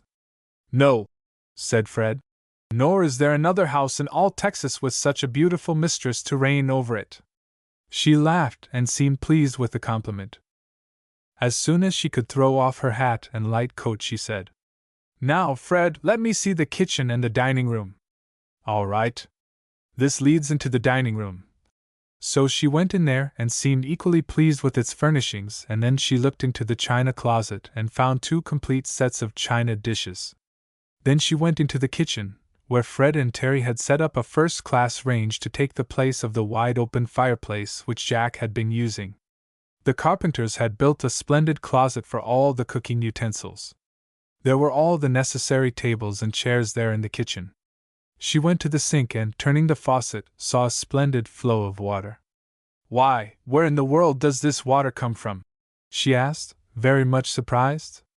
Oh, that is one of Jack's ideas, replied Fred. While we were away, he got permission from the superintendent of the railroad to run a pipe from the railroad company's tank, some 300 yards away, and thus provided for a supply of water for household purposes as well as a bathroom. Those are New York ideas which he brought out here with him, and people who have visited the premises wondered what the Yankee boy was up to. Of course the water isn't for drinking purposes, for he has a driven well out in the yard, and the water is very good, But still it is not like that down at the spring. She turned around and patting Jack on the shoulder said, Jack, were you thinking of your mother or of Katie when you were fixing up all these comforts? Of both, Miss Evelyn, he answered, for mother is as fond of comforts as any other woman.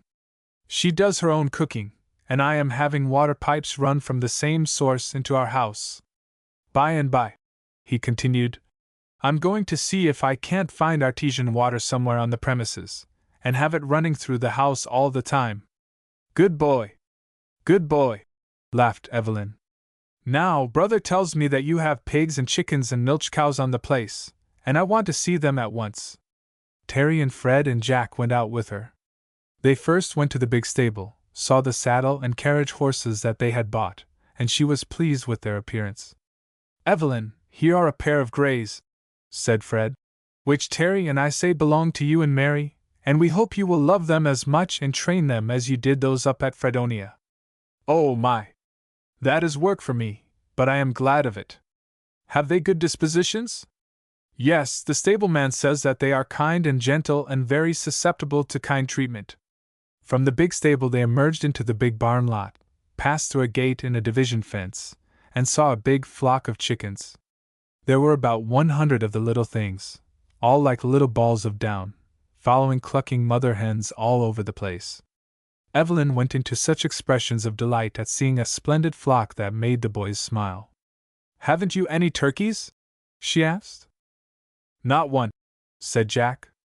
All the cowboys told me that the turkeys would go off and find such an abundant supply of things to eat that they can't be kept at home. But we have ducks and geese, which are kept over in another lot. Then they passed through another gate, where Evelyn saw a row of cowsheds, and a half-dozen splendid-looking Jersey cows.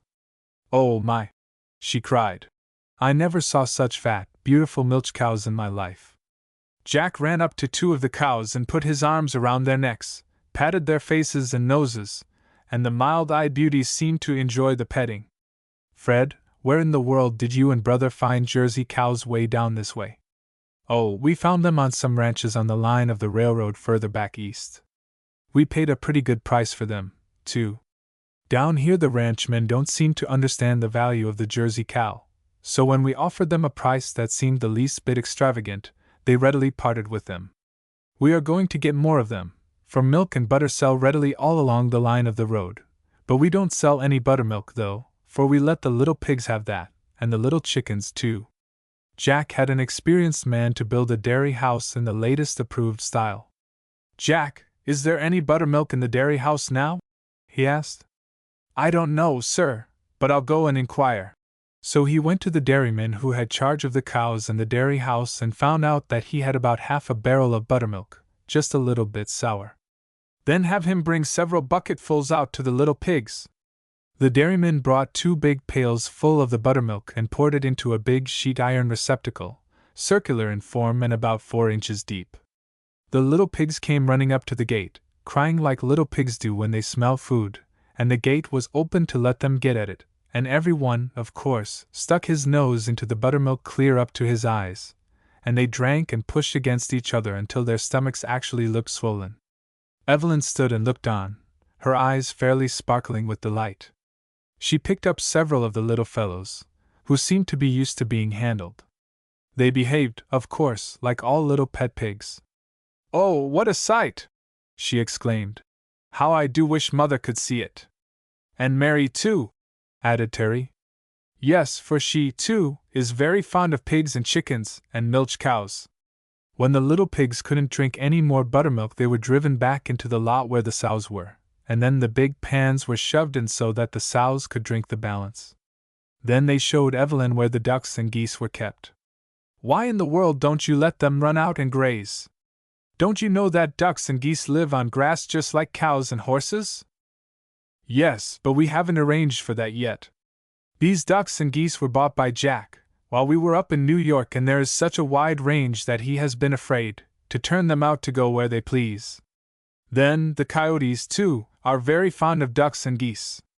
A chicken can rise on the wing and get away, but fat ducks and geese can be caught before they can flap their wings 3 times.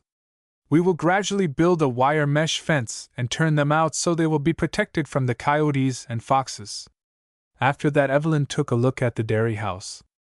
It had been built in first-class style by an experienced dairyman, and was large enough to manage the products of 50 cows if necessary, and Fred made the remark that he hoped to someday have that many Jersey cows on hand.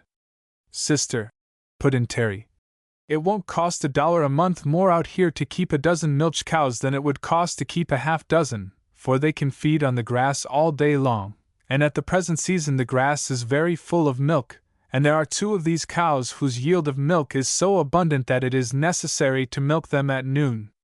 "Brother," she asked, "how is the grass in the winter? Does it dry up and turn brown like the grass in Colorado?" "Yes, I believe it does, but the winters down here are at least 2 months shorter than they are up in Colorado. We expect to cut several hundred tons of hay while it is yet young and fresh and full of milk, and feed that to the milch cows during the winter. The beef cattle on the range can keep fat on the dry grass like those on all ranches do." "Well, I'm glad to hear that," replied Evelyn, "for by that means you will have the abundant supply of milk that you are now getting."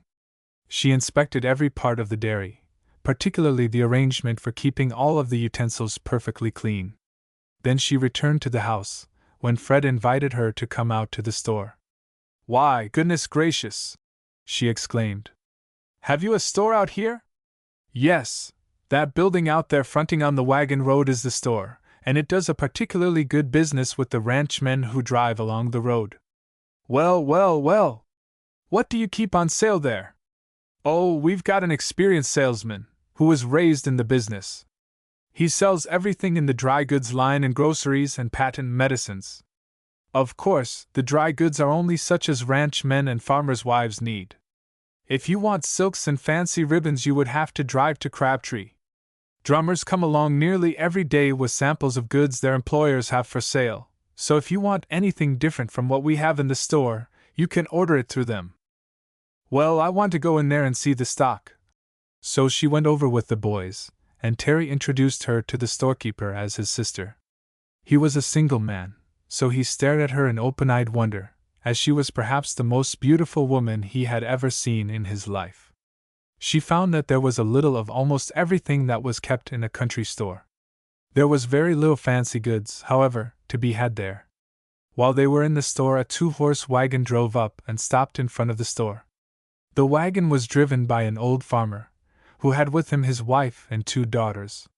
Fred and Terry ran out of the store to help the ladies out of the wagon. "Mrs. Jones," said Terry, "I am really glad that you have come. My sister arrived today, and you are the first neighbor that she will meet." "Oh my! Is she going to live here on the ranch?" "Yes, until she gets tired of it. Then she will run up and stop at the hotel at Crabtree for a change. But she is of a domestic turn, and as we intend to have everything that can be raised on a ranch, we think that she will be satisfied to stay." He was well acquainted with Mrs. Jones and her husband as well as the 2 daughters, so he led the women into the store, where he introduced them to Evelyn by name. The girls were about 15 and 18 years of age, respectively, and as Evelyn shook hands with them and welcomed them, they stared at her as though she were a royal personage. "Girls," said she, addressing the 2 daughters, "this is the first time I was ever on this ranch. Brother and Mr. Fearnot owned a ranch up in Colorado, and there was no other ranch like it in all that state. I am very fond of domestic life. They have a big flock of chickens, ducks, and geese, and a splendid dairy house, where they make fine butter and give the buttermilk to the pigs. I have just been over the place to see them, and I am as happy as the youngest pig on the place." And she laughed so merrily that the girls forgot that she was a stranger and laughed heartily with her. But her dress was so much better than that which they wore that they actually felt awed as they looked her over. "Mrs. Jones," she said, turning to the mother, "how far is it from this place to your home?" "Oh, it's fully 10 miles. We are running a farm, not a ranch, but I don't know what to make of your brother and Mr. Fearnot raising pigs and chickens and making butter for sale on a ranch. I never heard of such things being done on a ranch before. Oh, brother and Mr. Fearnot believe in raising everything that can pick a living on the big ranch. There are now 1,000 beef cattle on the ranch, and it costs nothing but the hire of the cowboys to raise them. Oh, yes, I know that. But I never heard of chickens and geese and ducks and pigs being raised on a ranch before. Well, they will probably have 100 milch cows soon, for it doesn't cost any more to keep them than it does to keep the beef cattle. Evelyn extended a cordial invitation to Mrs. Jones and her 2 daughters to drive over to the ranch house some day and spend the day with her, and the mother gladly accepted the invitation. The girls were 2 healthy-looking lasses, both blondes with rosy cheeks and sparkling eyes. Terry kept the old man busy telling him of the improvements that they were contemplating making on the ranch and of the residence that they would build down by the big mineral spring. "Great rattlers!" the old man exclaimed. "You're sure gwine to spend a lot of money, ain't you?" "Yes, we've got to in order to get a good start. If you know of any ranchmen within 100 miles of us who want to sell 100 or 2 beef cattle, just tell us where to find him and we'll go after the cattle." "Vol, I don't believe I know of any just now who want to sell any cattle other than to the market, but I reckon you can find plenty of them along the line of the railroad." "How many cattle do you want to buy?" he asked. "About 1,000, was the reply. "Land? But you'll have a big lot of 'em." "Oh, we could keep 10,000 on the ranch and keep them fat, too, for the grass down here is very rich."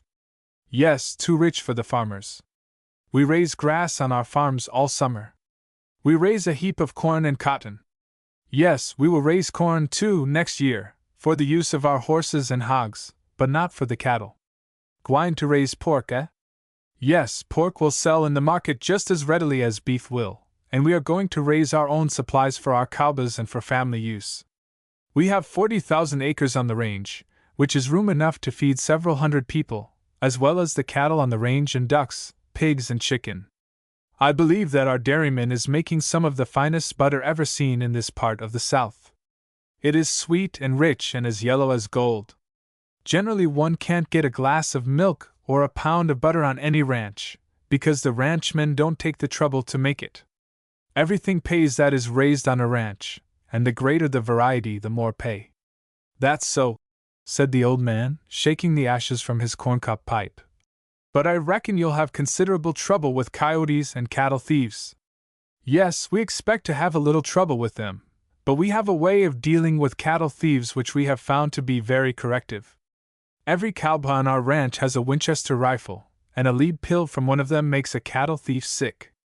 Then, too, a rope is something very distasteful to that breed of mankind, and as for coyotes, we will enclose that part of the ranch where we are keeping the pigs and ducks and chickens with a high wire net fence, which no coyote can scale.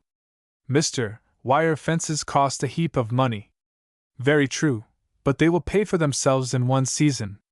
By and by the old farmer's wife and daughters, having made their little purchases in the store, came out to the wagon ready to start home. Evelyn came out with them and was on the best of terms with all 3. She shook hands with Farmer Jones and told him that his wife and daughters had promised to come over and spend the day with her in the near future, and that if he put up any objection to that he would probably get himself into trouble. "All right, miss," said he. "I'll let 'em come and we'll drive 'em, too." "Do so," she replied. "We'll set you down at the head of the table and see that you get plenty to eat. Vol, miss, don't offer me any jerked beef, for I can't eat it." "Neither can I," she laughed. "And we never have it on our table. We'll give you fish, prairie chicken, quail, jackrabbit, and that genuine old Southern dish, bacon and greens. That's it.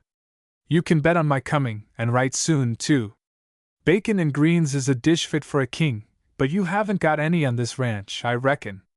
"No, we'll buy that in town, as we do sugar and tea and coffee, and if you are fond of coffee, Brother and Mr. Fearnot can certainly make the best that you ever tasted." "Gosh! I do love it."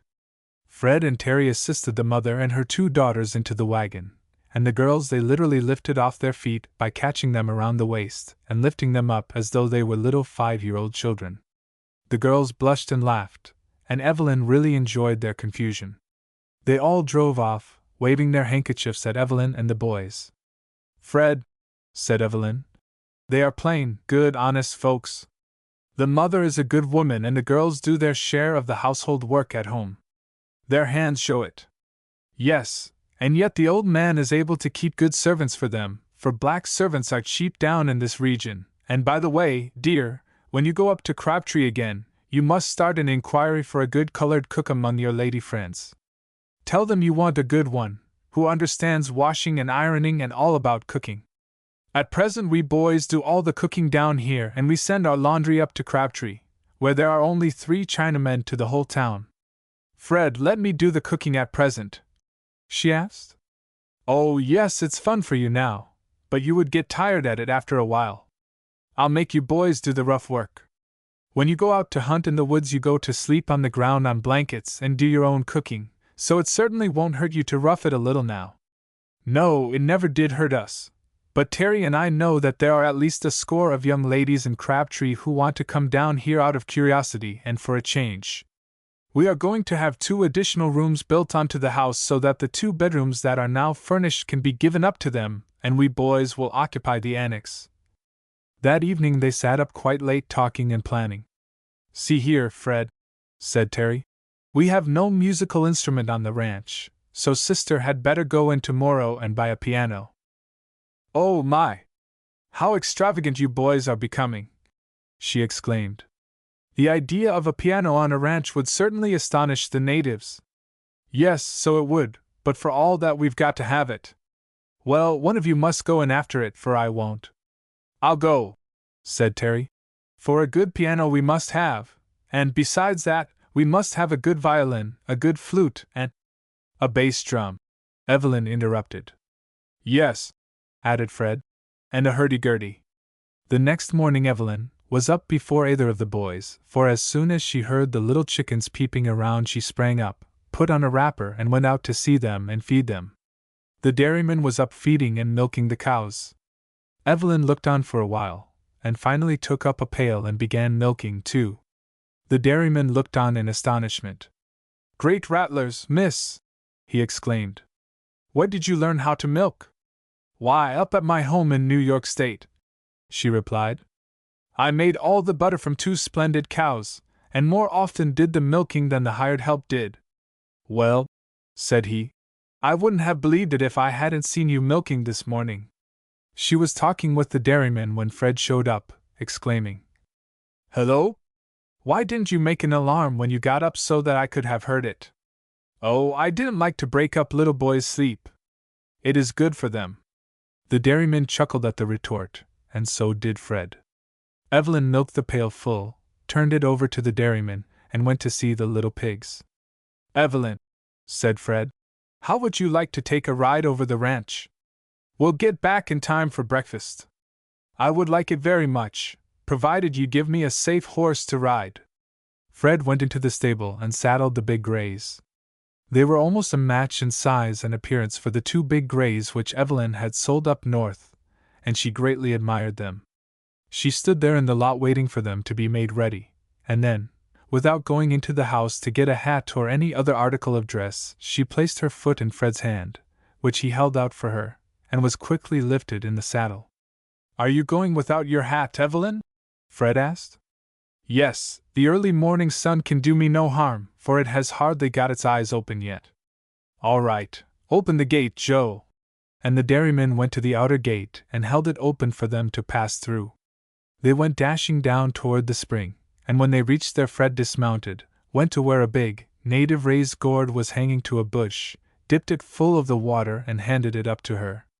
She drank copiously of it, smacked her lips and said, Oh, my Fred! I can taste both sulfur and iron plainly. Yes, those ingredients are the strongest in its composition. If it were nearer town it would become the place of resort. Well, you must make it one anyway. You must lay off the grounds beautifully, thin out the timber somewhat so flowers will grow and yet leave enough to form plenty of shade. Then if you build a few cottages, or maybe a hotel, it would easily become a resort, that is, if I am any judge of the water. It tastes perfectly delicious to me, and really I believe that it will finally prove the most valuable part of the ranch. Then Fred led the way further down the road in a southerly direction, skirting the timber, and at almost every 10 feet quail and prairie chickens flew up out of their way. After they had gone about a couple of miles, Evelyn suddenly saw something running through the tall grass, as if trying to avoid being seen. "Fred," said she, "aren't those wolves out there?" "Where?" And Fred gazed in the direction in which she was pointing. He could barely catch a glimpse of their backs through the tall grass. "I guess they are coyotes," he said. "Let's give them a race." And he put spurs to his horse and dashed off after them. Evelyn, of course, followed, for she was quite as good a rider as he. To his surprise, he gained on them, and he knew that the coyote was about the swiftest little animal of the kind anywhere, so he supposed that the tall grass was impeding their progress. When he urged his horse faster, the brutes turned, growled, showed their fangs, and stood at bay. "Great Scott, Evelyn!" he exclaimed. "They are timber wolves!" And his horse showed fear of them. Evelyn reined up her horse right alongside of Fred. "Why, Fred," said she, "they seem to be defying us, which is a mighty bold thing for them to do in the open daylight." "Yes, indeed, but they saw that we were gaining on them. Luckily I have my revolver in my pocket." And with that he drew the weapon and again dashed toward the wolves, who seemed to be full of fight. When within 15 feet of them he fired, and the wounded wolf yelped with pain, while his mate seemed on the point of charging upon them. He fired the second time, and the bullet crashed through the wolf's head. They both gave a single yelp, sank down in the grass, and did a little kicking.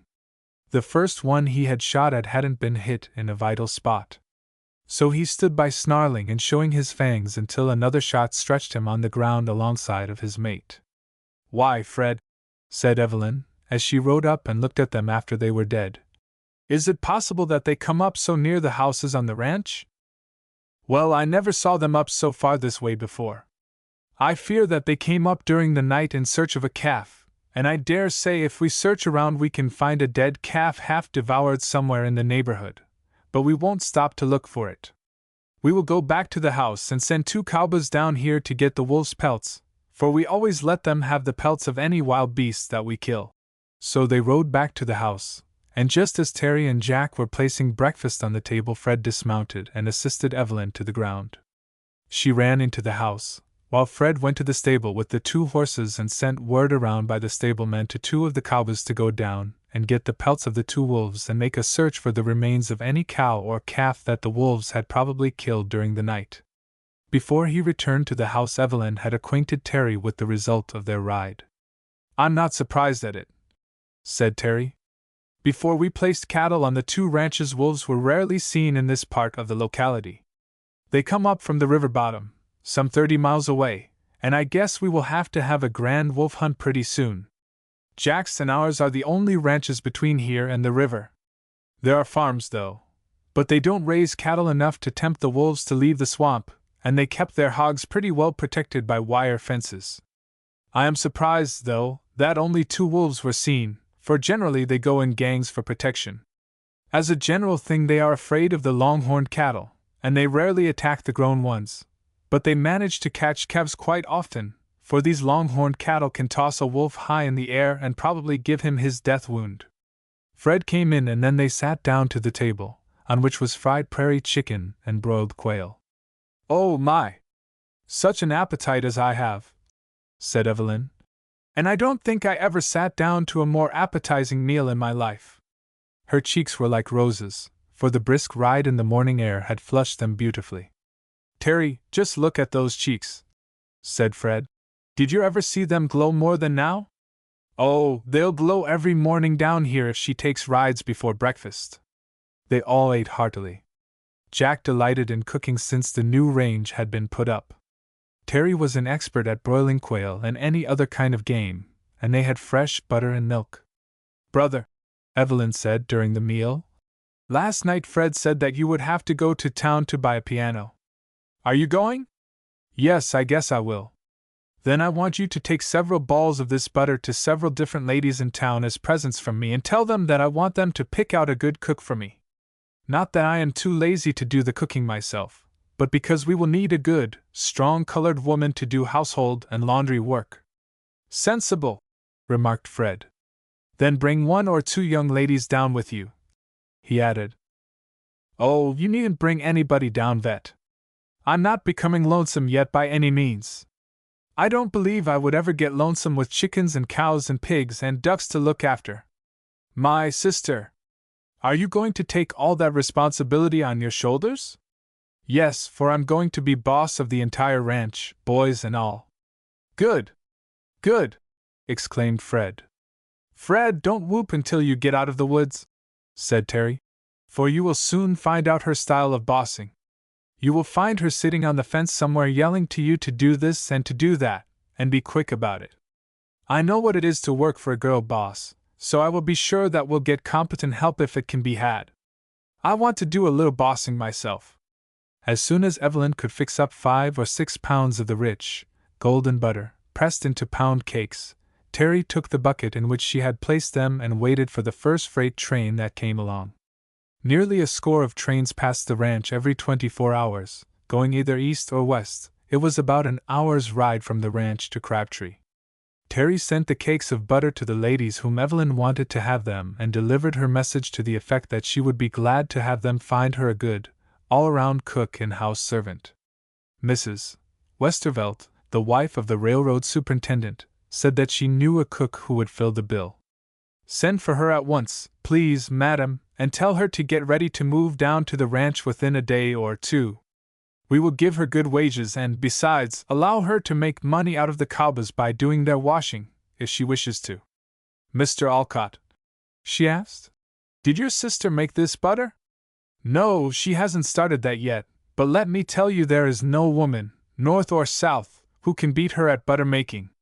Terry, being a good judge of musical instruments, went to a music store in Crabtree, ran his fingers over the keys of half a dozen different pianos, and quickly made his selection.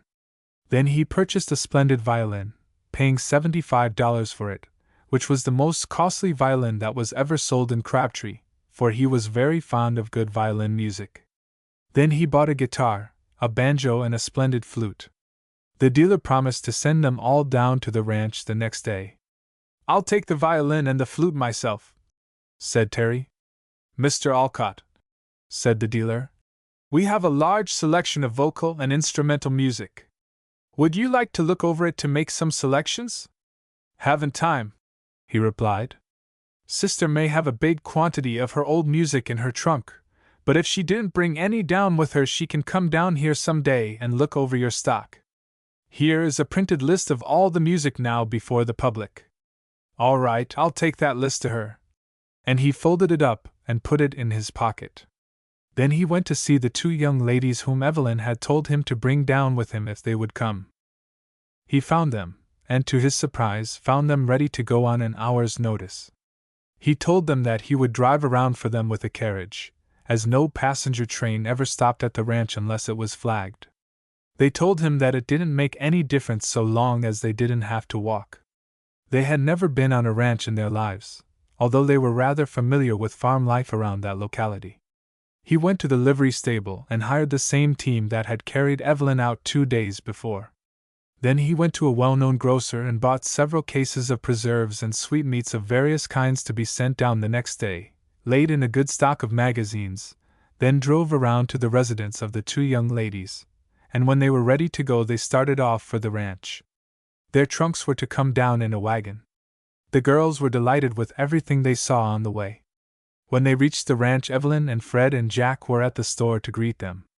While the 2 girls were hugging and kissing Evelyn, Fred and Terry threw their arms around each other and imitated them to the best of their ability. But, instead of kissing each other, they smacked their mouths over each other's shoulders and uttered expressions of joy in imitation of them. The girls were greatly amused, and the storekeeper almost went into convulsions of merriment. Now, girls, said Evelyn, come over to the house with me and you'll see how we are roughing it out here. So she led the way from the store to the house which they called their home. When they entered the 2 beautifully furnished rooms, the girls uttered exclamations of surprise. Why, Evelyn, one of them exclaimed, there isn't a prettier furnished house in all Crabtree. I can't see for the life of me why you call it roughing. Well, I call it roughing because we can do just as we please out here. There is nobody about to criticize us. I hope you brought some of your old clothes with you that won't be hurt by roughing it. Yes, we brought some old dresses with us. All right, Just as soon as your trunks come and put on your roughest suits, and I'll show you how much fun we can have out here." She then led them into the kitchen and dining room. One of the bedrooms had 2 beds in it, and all 3 of them would sleep in there, leaving Fred and Terry to have the other room. A half-hour later the girls' trunks were brought into the house, and they proceeded at once to don what they called their home dresses. Then Evelyn led them out to the poultry yard, to the cowsheds and the dairy house. Then they went to the big lot in which lived the sows and pigs. After that they visited the big stables, where Evelyn pointed with great pride to 2 big greys which the boys had bought for her, and there she told them the story of the greys she had owned before, how she had trained them so that she could drive them without bridles anywhere, and guide them entirely by her voice. One of the girls said that she couldn't train a Texas horse that way. "Oh, any horse is susceptible to kindness, dear. I will soon have them so trained that they will follow me wherever I go, and I'll teach them how to obey every command I give them. It takes time and patience, though. Evelyn, where is the big spring that we have heard so much about?" "It is about a mile down that way," and she pointed southward. "Tomorrow we will ride down there, for we have a large surrey and 2 horses for domestic use." About sunset Evelyn insisted on their going out to the cowpen and see her milk. Up to that time they hadn't taken any stock in her claim that she could milk cows and make butter, and they regarded her as simply a society girl who wouldn't do any work at all. But the dairyman told them that she was the best milker he had ever seen. It was a pretty big job, but she milked the half-dozen Jersey cows, actually doing a man's work.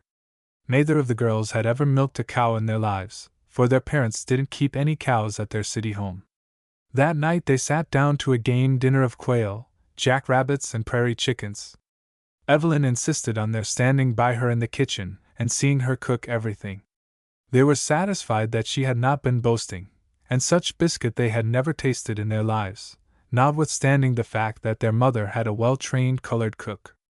"Evelyn," the elder of the sisters asked, "you seem to know all about housework, but tell me how you manage to keep your hands so soft and white if you have been doing this sort of work before." "Oh, I don't do it regularly, only when I take a notion to do so at home, but I think it is every woman's duty to learn such things, so that if she gets hold of an incompetent servant she can teach her." The 2 girls were actually ashamed of their ignorance of domestic life. During the evening Fred produced his violin and flute. "Oh, my brother!" exclaimed Evelyn.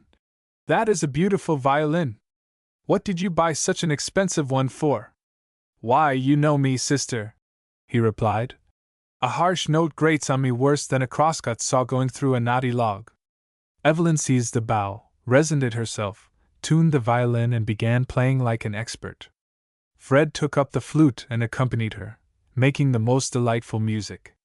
There were some cowboys in the store smoking and talking, but when they heard the violin and flute they all rushed out and stood at the gate, about 40 feet away from the door, and listened, and there they stood, quiet and silent, for upwards of an hour.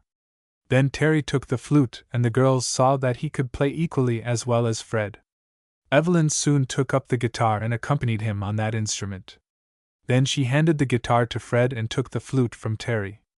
The girls soon saw that she was perfectly at home with any musical instrument, and that the boys were, too. Evelyn had the girls up with the sun the next morning. They were not in the habit of starting the day so early, but she laughed at them and told them they didn't know how to live.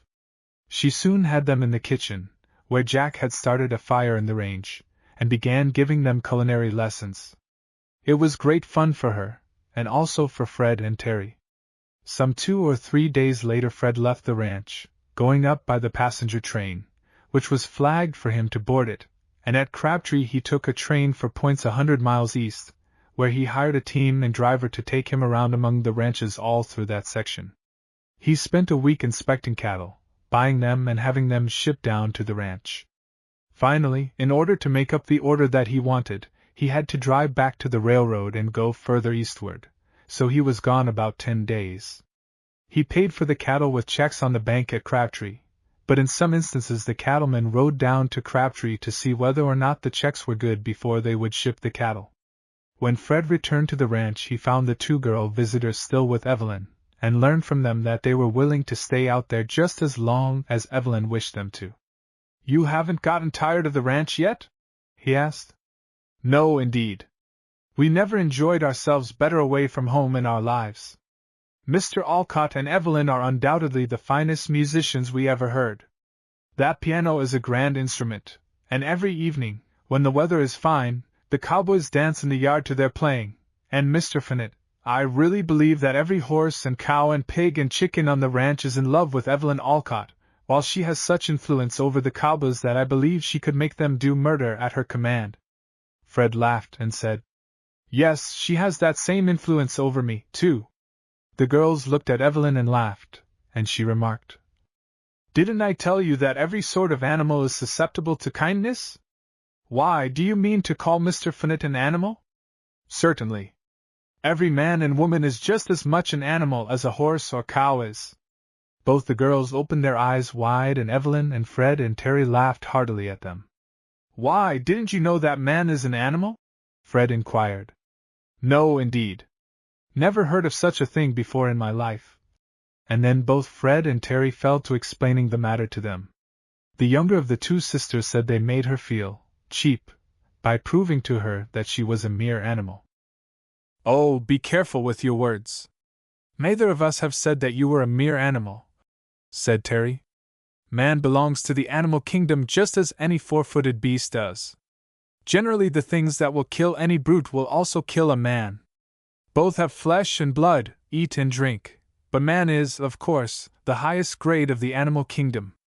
They are divided into different tribes, just as animals are into different species. The Caucasian is the highest type, and the grades go down from this point until we reach the Bushmen of Australia, who are said to be the lowest type of mankind. The girls were highly interested in his talk, and on the piazza and on the front steps cowboys were listening with the deepest interest. They, too, had never thought of the subject, but Fred and Terry were very familiar with it, for they had both studied it very deeply. A few days after Fred's return from his trip, during which he had bought another 1,000 head of cattle, the cattle began arriving. Then Fred and Terry and the cowboys were all very busy. The cars were run down to the stockpen, where they were unloaded and turned loose into their new home. Many of them were evidently very hungry, and had probably been kept penned up for several days before the cars which were to bring them down were sent up for them. By George, Terry, said Fred, that lot of cattle is almost starved. The ranchmen didn't feed them while keeping them penned up waiting for the train. Yes, and they ought to be made to pay for it, Fred. Oh, what's the use? They'll soon pick up on this ranch, but really I think they ought to be punished for their heartlessness. Just because they were sold they wouldn't give them any extra feed. The girls came down and saw the cattle leave the cars and run down the gangway that led into the stockpen, from which they passed hurriedly into the ranch. Evelyn had seen cattle shipped and unloaded before, but her two visitors had not, so they stood and watched the process of unloading for several hours. Fred, said Terry, after seeing several carloads of the cattle turned out, I think that, on an average, they are a very fine lot of cattle. Well, I tried to be careful, Terry, and I am glad I was, for there were quite a number who tried to pan off poor cattle on me. Their brand is already registered, just the same as ours. Of course, their calves we will have to put our registered brand on, and after a while we will have to add it to the brand of the original owners. The addition another 1,000 cattle to the ranch made a pretty good display.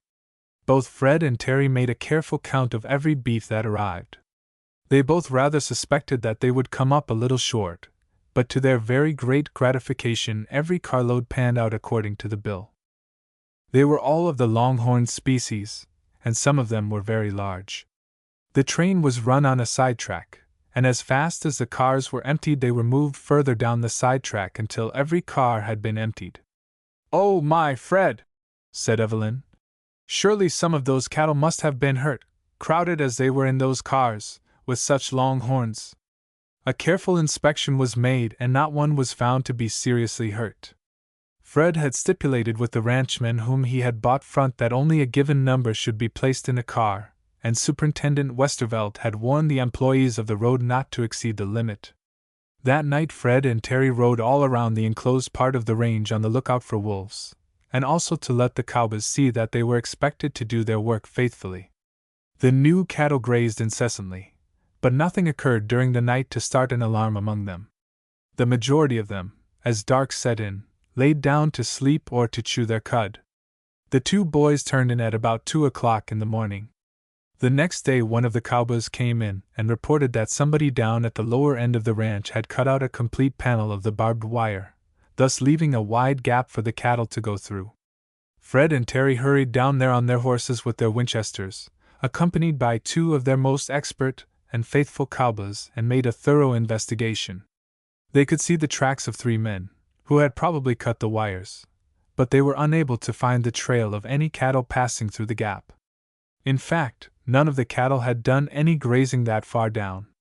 They sent a cowboy back up to the ranch house and had him bring down a coil of wire and the necessary tools to connect it with the wires that had been cut, and when that was done they detailed 1/2 of their force to watch the line of the fence at that end of the ranch during the following night. They taught them a series of signals, which must be given and answered before firing at anyone. "Now, boys," said Fred, "be careful. We don't want any innocent man hurt, but if you find anyone tampering with the fence, give him a chance to cut just 1 wire to establish his guilt and then call a halt.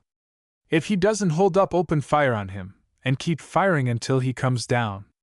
Both Alcott and I will be moving about the greater part of the night. We want all cattle thieves to understand that they can't steal any of our cattle with impunity." That night, after singing and playing at the house with the girls, the boys mounted their horses and started for the lower end of the ranch. When they reached there, they dismounted, hitched their horses in the timber, and started down the line on foot. They found the cowboys that they had stationed along the line in their respective places. They were very prompt in exchanging signals, and they spoke in whispers so that their voices might not be overheard. By and by in the starlight they saw about a score of cattle going through the grass as though they were being driven by somebody. Fred and Terry crouched down in the grass and watched them.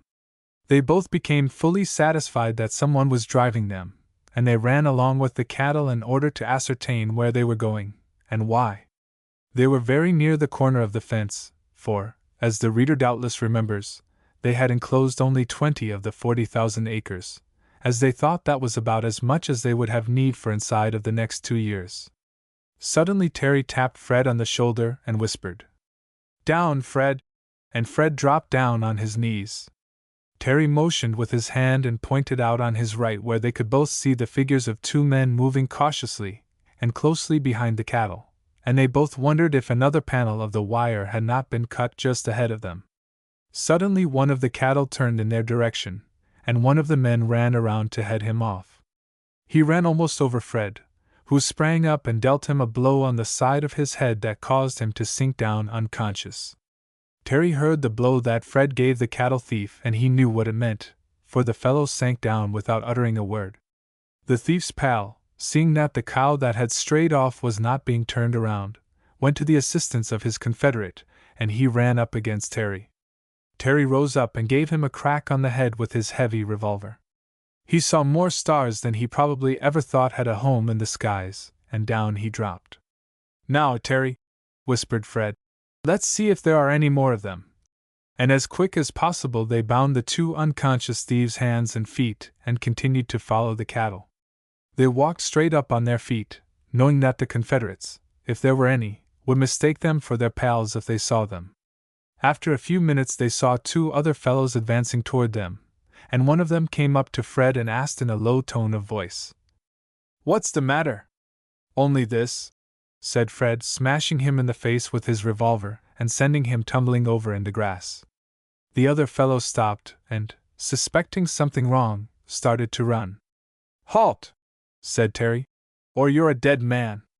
The fellow threw himself down in the grass and tried to run on his hands and knees and thus escape any bullet that might be fired at him, but Terry was on him in a moment, and gave him a terrible crack with his revolver on his head. Terry searched him for a weapon and found an ugly-looking knife and a revolver on him. He took possession of the weapons and, with the ball of twine he had with him, bound him hard and fast, his hands behind him and his ankles together, and then ran on ahead of the cattle to look for the gap he suspected they were headed for. He soon found it. Before a single beef had passed through, he and Fred turned the cattle back. Then both of them followed the trail of the thieves, which they were enabled to do, dark though it was, by following the disarranged tall grass. They found all of the men had recovered consciousness except the fourth man, who was lying where he had fallen like a dead man. "Terry," said Fred, "this is your man. What in thunder did you crack him so hard for?" "I wanted to make sure of him." And they proceeded to drag the men to the gap that had been cut through the wire fence, took them through it, stood them up against a tree, for there were a few scattering trees growing down there, and tied them to the trunk hard and fast. They both struck matches and held them up before their faces to see if they could recognize them, but they had never seen them before. One of them, fearing that he would be recognized, very promptly blew out the light and muttered something in Spanish, so from that Fred and Terry judged that they were Mexicans, one, at least, and Fred took Terry aside and whispered to him that there must be other men mixed up in it, so they concluded to build a fire some 10 feet off from them and then go back inside the enclosure and conceal themselves in the grass to watch. For they knew that nobody could go up to the tree to release the men tied there without being seen by the light of the fire. The fire was built up against an old dead log, which, being dry and well seasoned, burned readily, and in some places blazed up some 10 feet or more high. Some of the cowboys, seeing the light of the fire a half-mile away, came down to see what it meant. Fred and Terry recognized them and they waited to watch their movements. One of them went up and talked with one of the men who was bound to the tree. Both of them suspected their loyalty, but they proved to be true. They looked around to find Fred and Terry, and several times used the signals that Fred had given them. When Fred and Terry returned their signals, they came toward them, looking carefully for them. When they found them, one of them asked, "Boss, did you tie up those fellows?" "Yes," said Terry. "And there's another one lying back there in the grass with a broken head, but all the same we tied him by his hands and feet to keep him from getting away." Just then they heard the man groaning and calling to his pals, and the two cowboys followed the sound of his voice and soon found him, he having recovered consciousness. They picked him up and brought him down near the fire. There all four of them denied that they had done anything wrong. Each claimed that he had nothing to do with cutting out the wire, denied that he was driving the cattle and, of course, claimed to be innocent of any wrongdoing. "Well," said Fred, "I hope you will be able to prove your innocence in court, for that is where you are going." Then Fred turned on the two cowboys and asked them why they had left that corner of the ranch unguarded. "Boss," one of them said, "there wasn't enough of us to reach down so far, and we thought that it would be safe to let it alone and tomorrow report it, but as soon as we saw the light we came down to investigate it." Both of them thought that that excuse was reasonable, and Fred told them that they were expected to be vigilant in the discharge of their work, and that they would employ more cowboys. "Now you two can lie down here and sleep while we keep watch." "Boss, we'll watch while you sleep," was the reply. "No, we are going to keep watch ourselves. At daylight I want one of you to make your way back to the barn and hitch up a team, bring down a coil of wire and the necessary tools to repair this gap and then take the prisoners back to town." "Fred," said Terry, "why not tell them to bring a coil of rope?" "What do you want with a rope, Terry?" "Oh, Judge Lynch always has use for a rope for cattle thieves. I will act as sheriff, if you don't wish to have anything to do with it. Generally I am opposed to lynching, but this is a fair case." "No, Terry, I don't believe in that. I'm sorry that, instead of capturing them, we didn't shoot them and thus get rid of them without calling in Judge Lynch. The prisoners, of course, heard every word that the boys uttered. The fact is, they were both talking for their benefit. The cowboys, though, thought that they were in earnest and they would see a lynching, so when the dawn of day began to appear in the east, Fred sent one of the cowboys back to the barn with instructions to bring down a coil of barbed wire and a coil of rope. One of the prisoners, tied to the tree, begged that Mr. Fearnot would come up to the tree and let him talk with him. Fred did so, and the fellow said that if he wouldn't punish him and would release him, he would leave the country and never show up there again. Oh yes, but it is bad policy to let a cattle thief go loose after he has been caught in the act. Then the others began making similar promises, and never did men beg for their lives as hard as they did. One of the cowboys was sent off for wire and rope, and while he was gone a farmer came by, making an early start for Crabtree. The road passed within a couple of 100 yards of where the men were tied to the tree, and he heard them talking as well as noticed the smoke from the fire which Fred and Terry had built out there. He left his team in the road, and coming into the woods, there learned the whole secret of the situation. He knew Fred and Terry, for he had frequently stopped at their ranch, so he, on his way to town, notified every farmer and ranchman whom he passed that Fearnot and Alcott were going to hang 4 cattle thieves down at the lower end of their ranch. Everybody who heard the news wanted to see the lynching, so they came down there. Fred told them that he had no idea of taking the law in his own hands, and that he intended taking the prisoners into town and turning them over to the sheriff. All the prisoners, being Mexicans, whom the farmers throughout that section hated like poison, stood in great danger of being hanged at once by the angry ranchmen, but Fred refused to permit it. He bargained with one of them to take them in his wagon to Crabtree, and then mounted his horse and started off ahead of them. They were bound hard and fast, so they could give the farmer no trouble.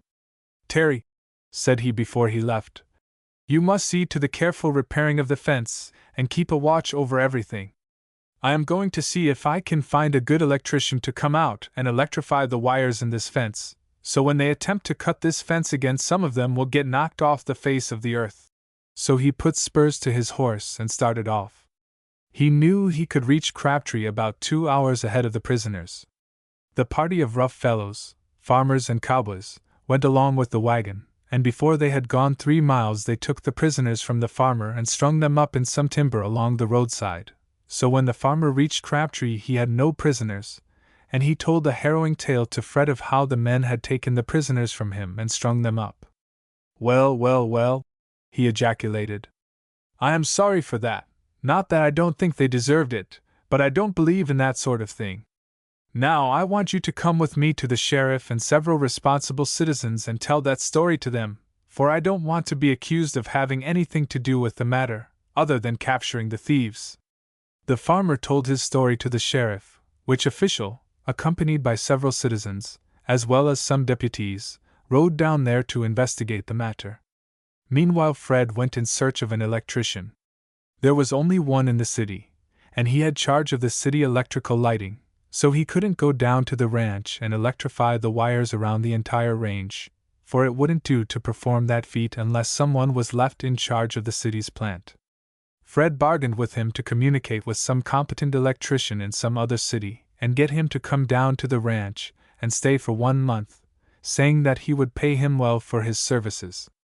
Fred rode down the other road that ran parallel with the railroad track, reaching home, after hard riding, a little after dark. Early the next morning when Fred went to the store he found some 4 or 5 cowboys who had just arrived, having come in to put in applications for employment as cowboys.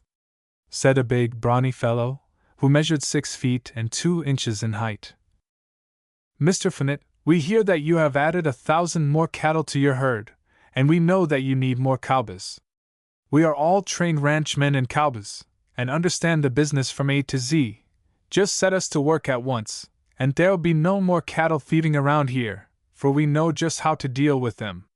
Fred did not like the looks of anyone in the party. Their faces showed plainly that they were certainly devotees of the jug, so he said, "Gentlemen, of course we will need more cowboys, for it is our intention to add still another 1,000 head of cattle to our herd, but we really can't employ another man until we first investigate his former life. We don't want any man in our employ who drinks whiskey. Neither Mr. Alcott nor myself ever touched the stuff, and I never took a drink of anything intoxicating in my life, so I don't want anyone around me who does."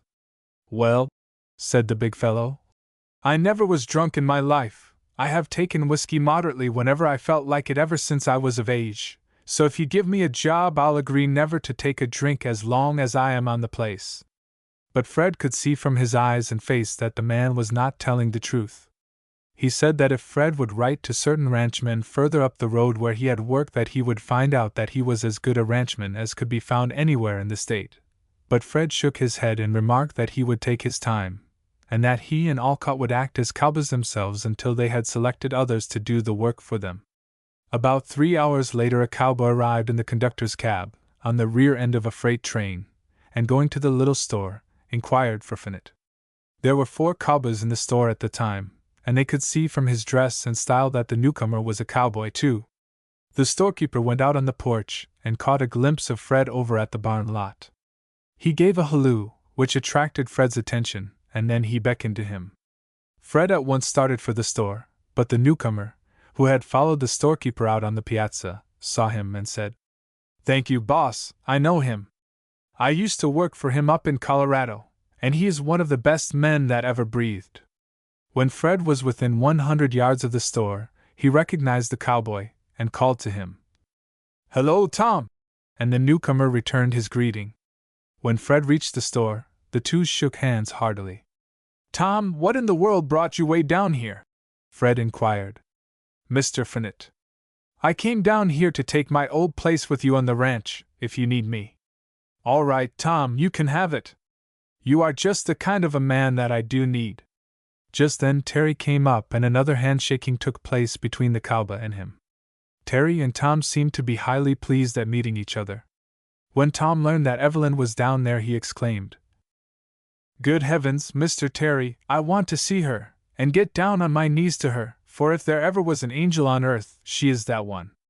Both Fred and Terry laughed, and the latter informed him that here were 2 other young ladies down there from Crabtree. "Look here, boss," said Tom. "I heard up at Crabtree that 4 cattle thieves had been strung up down here yesterday. Is that so?" "Yes, Tom, but we had nothing to do with that part of the affair." The other cowboys were standing at the other end of the porch, and heard Fred engage the newcomer, and that too, after refusing to employ any of them. Their faces showed plainly their disgust, and not to say dissatisfaction, and the big 6-foot fellow went up to Fred and again applied for employment, saying that he couldn't find a better cowboy in the whole state than he was, and that he could get references to prove it. "See here, my friend," said Fred, "you may be all that you claim, and I hope that you are, but really I want to be convinced of that fact before I take you on our force. Boss, set me to work at once, and you needn't pay me a cent until after you learn that I am all that I claim to be." "No, sir. A man can't work 10 minutes for me without pay, so just leave your address here at the store, and I'll notify you if I want you." "Why, boss, you have just taken on a new man, and that too, after refusing to employ any of those in my party. Do you call that fair play?" "Yes, for I know this man personally. He has been in my employ before, and I was satisfied with his work." The fellow turned away, growing threateningly, and the party went inside the store, and there held a consultation. Tom and Fred and Terry went over to the house, where the ladies were, and Evelyn, as soon as she saw him, recognized him, and exclaimed, "Why, there's Tom Hecker." Tom instantly doffed his hat and stood, bowing and smiling, as if highly pleased at her recognition of him. "Tom," said she, advancing out on the piazza, "come here. I want to shake hands with you, for you were of great service to me on several occasions up in Colorado." Tom advanced, too, and she extended her hand to him. He appeared to be supremely happy. She didn't, of course, introduce him to the 2 young ladies, for she resented their social positions. But she did remark to them, in his hearing, that he was one of her brother's most faithful cowboys on the old Colorado ranch, and that he was as brave as he was faithful. She asked Tom when he had seen Wicklow and his wife, and he replied that he hadn't seen them for over a month, that the old force had been pretty well scattered, and that the old ranch had been divided up into 3 ranches, as 3 different individuals had bought it. He said, though, that when last he saw the Wicklow family they were all well. Fred called up one of his cowboys, introduced Hecker to him, and informed him that he was henceforth to be one of the force of cowboys, as he had been in his employ up in Colorado, and was a good fellow, trustworthy, and not afraid of either cattle thieves or long-horned cattle. "Now take him around to the stables and barns, and all the lots, and let him see everything on the place." "All right, boss." And he and Tom went off together. Of course, Hecker had no end of questions to answer, for the Texas cowboy was more or less puzzled to understand his present employer. Of course, Tom told him that Fearnot and Alcott were the best and bravest men whom he had ever known, and that the man who undertook to buck against them made the mistake of his life. Fred and Terry then busied themselves about other matters, which had been called to their attention. Terry suggested the feasibility of buying at least 1,000 head of sheep and fencing off a portion of the ranch for their use. They were talking over that when word was sent to them that dinner was ready. They went over to the house and found that Evelyn and the two girls, with the old black cook, who had been employed in Crabtree, had prepared a most savory meal, and they at once sat down to it. They were about through with their meal, when they heard loud talking and the tramping of feet, and the next moment the door leading into the dining room was burst in, and the big cowboy whose application for employment had been refused, stalked into the room, waving a branding iron over his head in a most ferocious manner. The two young lady visitors sprang up, and rushing into the other room shut the door. But Evelyn knew that there could be no safer place for her than with Fred and Terry. When she saw the big fellow with that formidable weapon in his hands she paled somewhat, and thought that Fred and her brother were in danger of being badly hurt, if not killed. The man had evidently been drinking heavily, for his face was flushed. "Mr. Fearnot," he fairly roared, "you refused to give me work this morning, and yet an hour later you took on another man. Now I've got to have work or know the reason why, or else clean out the whole ranch." And he flourished the branding iron above his head in a most threatening manner. "It's work or fight," he continued. "Which shall it be?" Terry had his rifle hanging on a couple of pegs at the rear end of the kitchen, and he started for it. Fred had bought, up in Crabtree, a few weeks before, a bulldog, which he was training for his own use, and the dog had come into the dining room and sat in a place that had been assigned him in expectation of being fed when the dinner was finished. As the burly cowboy burst open the door and rushed into the dining room, brandishing a branding iron above his head, and threatening dire destruction to everybody present, Fred dashed at him, and seized his upraised arm, while Terry reached for his rifle. The burly cowboy aimed a blow at Fred's head with the branding iron, but Fred reached up and caught him by the wrist, while the dog ran around and attacked him in the rear. The fellow evidently thought that it would be an easy matter to jerk loose from Fred's grip, but to his amazement he found that his grip was like that of a steel vise, and to save his life he couldn't pull loose from him. Fred held him steadily, and with his left fist dealt him a blow on the right side of his chest. Terry then ran up with his Winchester, holding it rather menacingly. "Let him alone, Terry," said Fred. "I'll attend to him." Fred then gave him 3 or 4 blows while the fellow kept jerking and twisting to try to free himself, after a while giving vent to fierce imprecations and at the same time trying to avoid the fangs of the bulldog. Fred then began pushing the villain back toward the door, through which he had entered.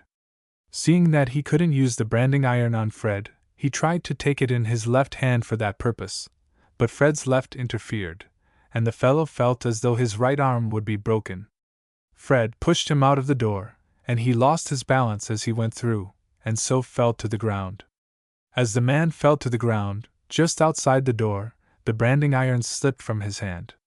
Then Fred jerked him up to his feet, and went at him like a cyclone. 4 or 5 blows on the chest caused him to go down again. Again Fred jerked the fellow up on his feet, and the second time beat him down, until the fellow didn't have breath enough left in him to say anything. Fred let him lie there for about 1 minute, and then said, "You wanted work or fight? I'll give you all the fight you want and charge you nothing for it." And as soon as the fellow tried slowly to get up, Fred dealt him another blow that laid him out for about 5 minutes.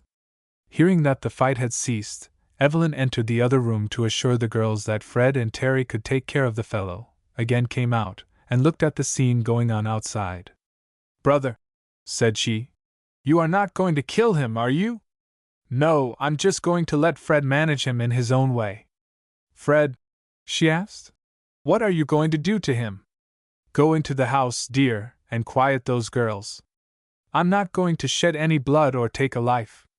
She didn't follow his injunctions to go into the house, but she kept quiet a while and watched them. "Fred, have you killed him?" she asked presently, as she saw the man lying like a dead man on the ground. "No, I knocked him out though, and am waiting for him to get his breath back." By and by the fellow began to breathe hard and groan. Finally he opened his eyes and looked up at Fred. "You wanted fight or work?" said Fred. "What do you want now?" "Mister, I want to go as far away from here as I can." "Well, why didn't you go when you had the chance?" Boss, I didn't know you then, but I do now. Well, get up and leave, and don't you waste a minute of time in getting away. The fellow got up and started off in the direction of the store. His 3 companions had retreated to that place, and as soon as he started, Fred followed him and assisted him in leaving by administering kicks which raised him from the ground at least a foot at every kick. Suddenly he drew a revolver from his pocket. It was strange that he hadn't attempted to use it before. He drew it and turned to face Fred, but just then Fred saw the weapon and kicked it out of his hand. Oh, you're not satisfied yet? You wanted to shoot, eh? Now I'll show you what shooting is. And he sent Terry into the house to get his revolver and an apple. There were a few green apples in the kitchen, which the cook intended to stew that afternoon. Terry came out with one of the apples in one hand and the revolver in the other. Now, my good fellow, you take that apple and hold it between your thumb and forefinger. Hold it out straight at arm's length, while I send a bullet through it. Boss, I can't hold it. All right. If you don't hold it between your thumb and forefinger, I'll shoot at your hand. Boss, why don't you let me go? I've got enough, and I'll leave the state. Hold out that apple, said Fred. The man held the apple out at arm's length between his thumb and forefinger, but his hand was trembling so that Fred had to be very careful for fear that he would hit the hand and thus maim him for life. But the bullet went square through the apple, and it fell to the ground. The fellow nearly had a fit. He picked up the pieces of the apple and looked at them. Now you want to leave this locality about as fast as your heels can carry you, said Fred.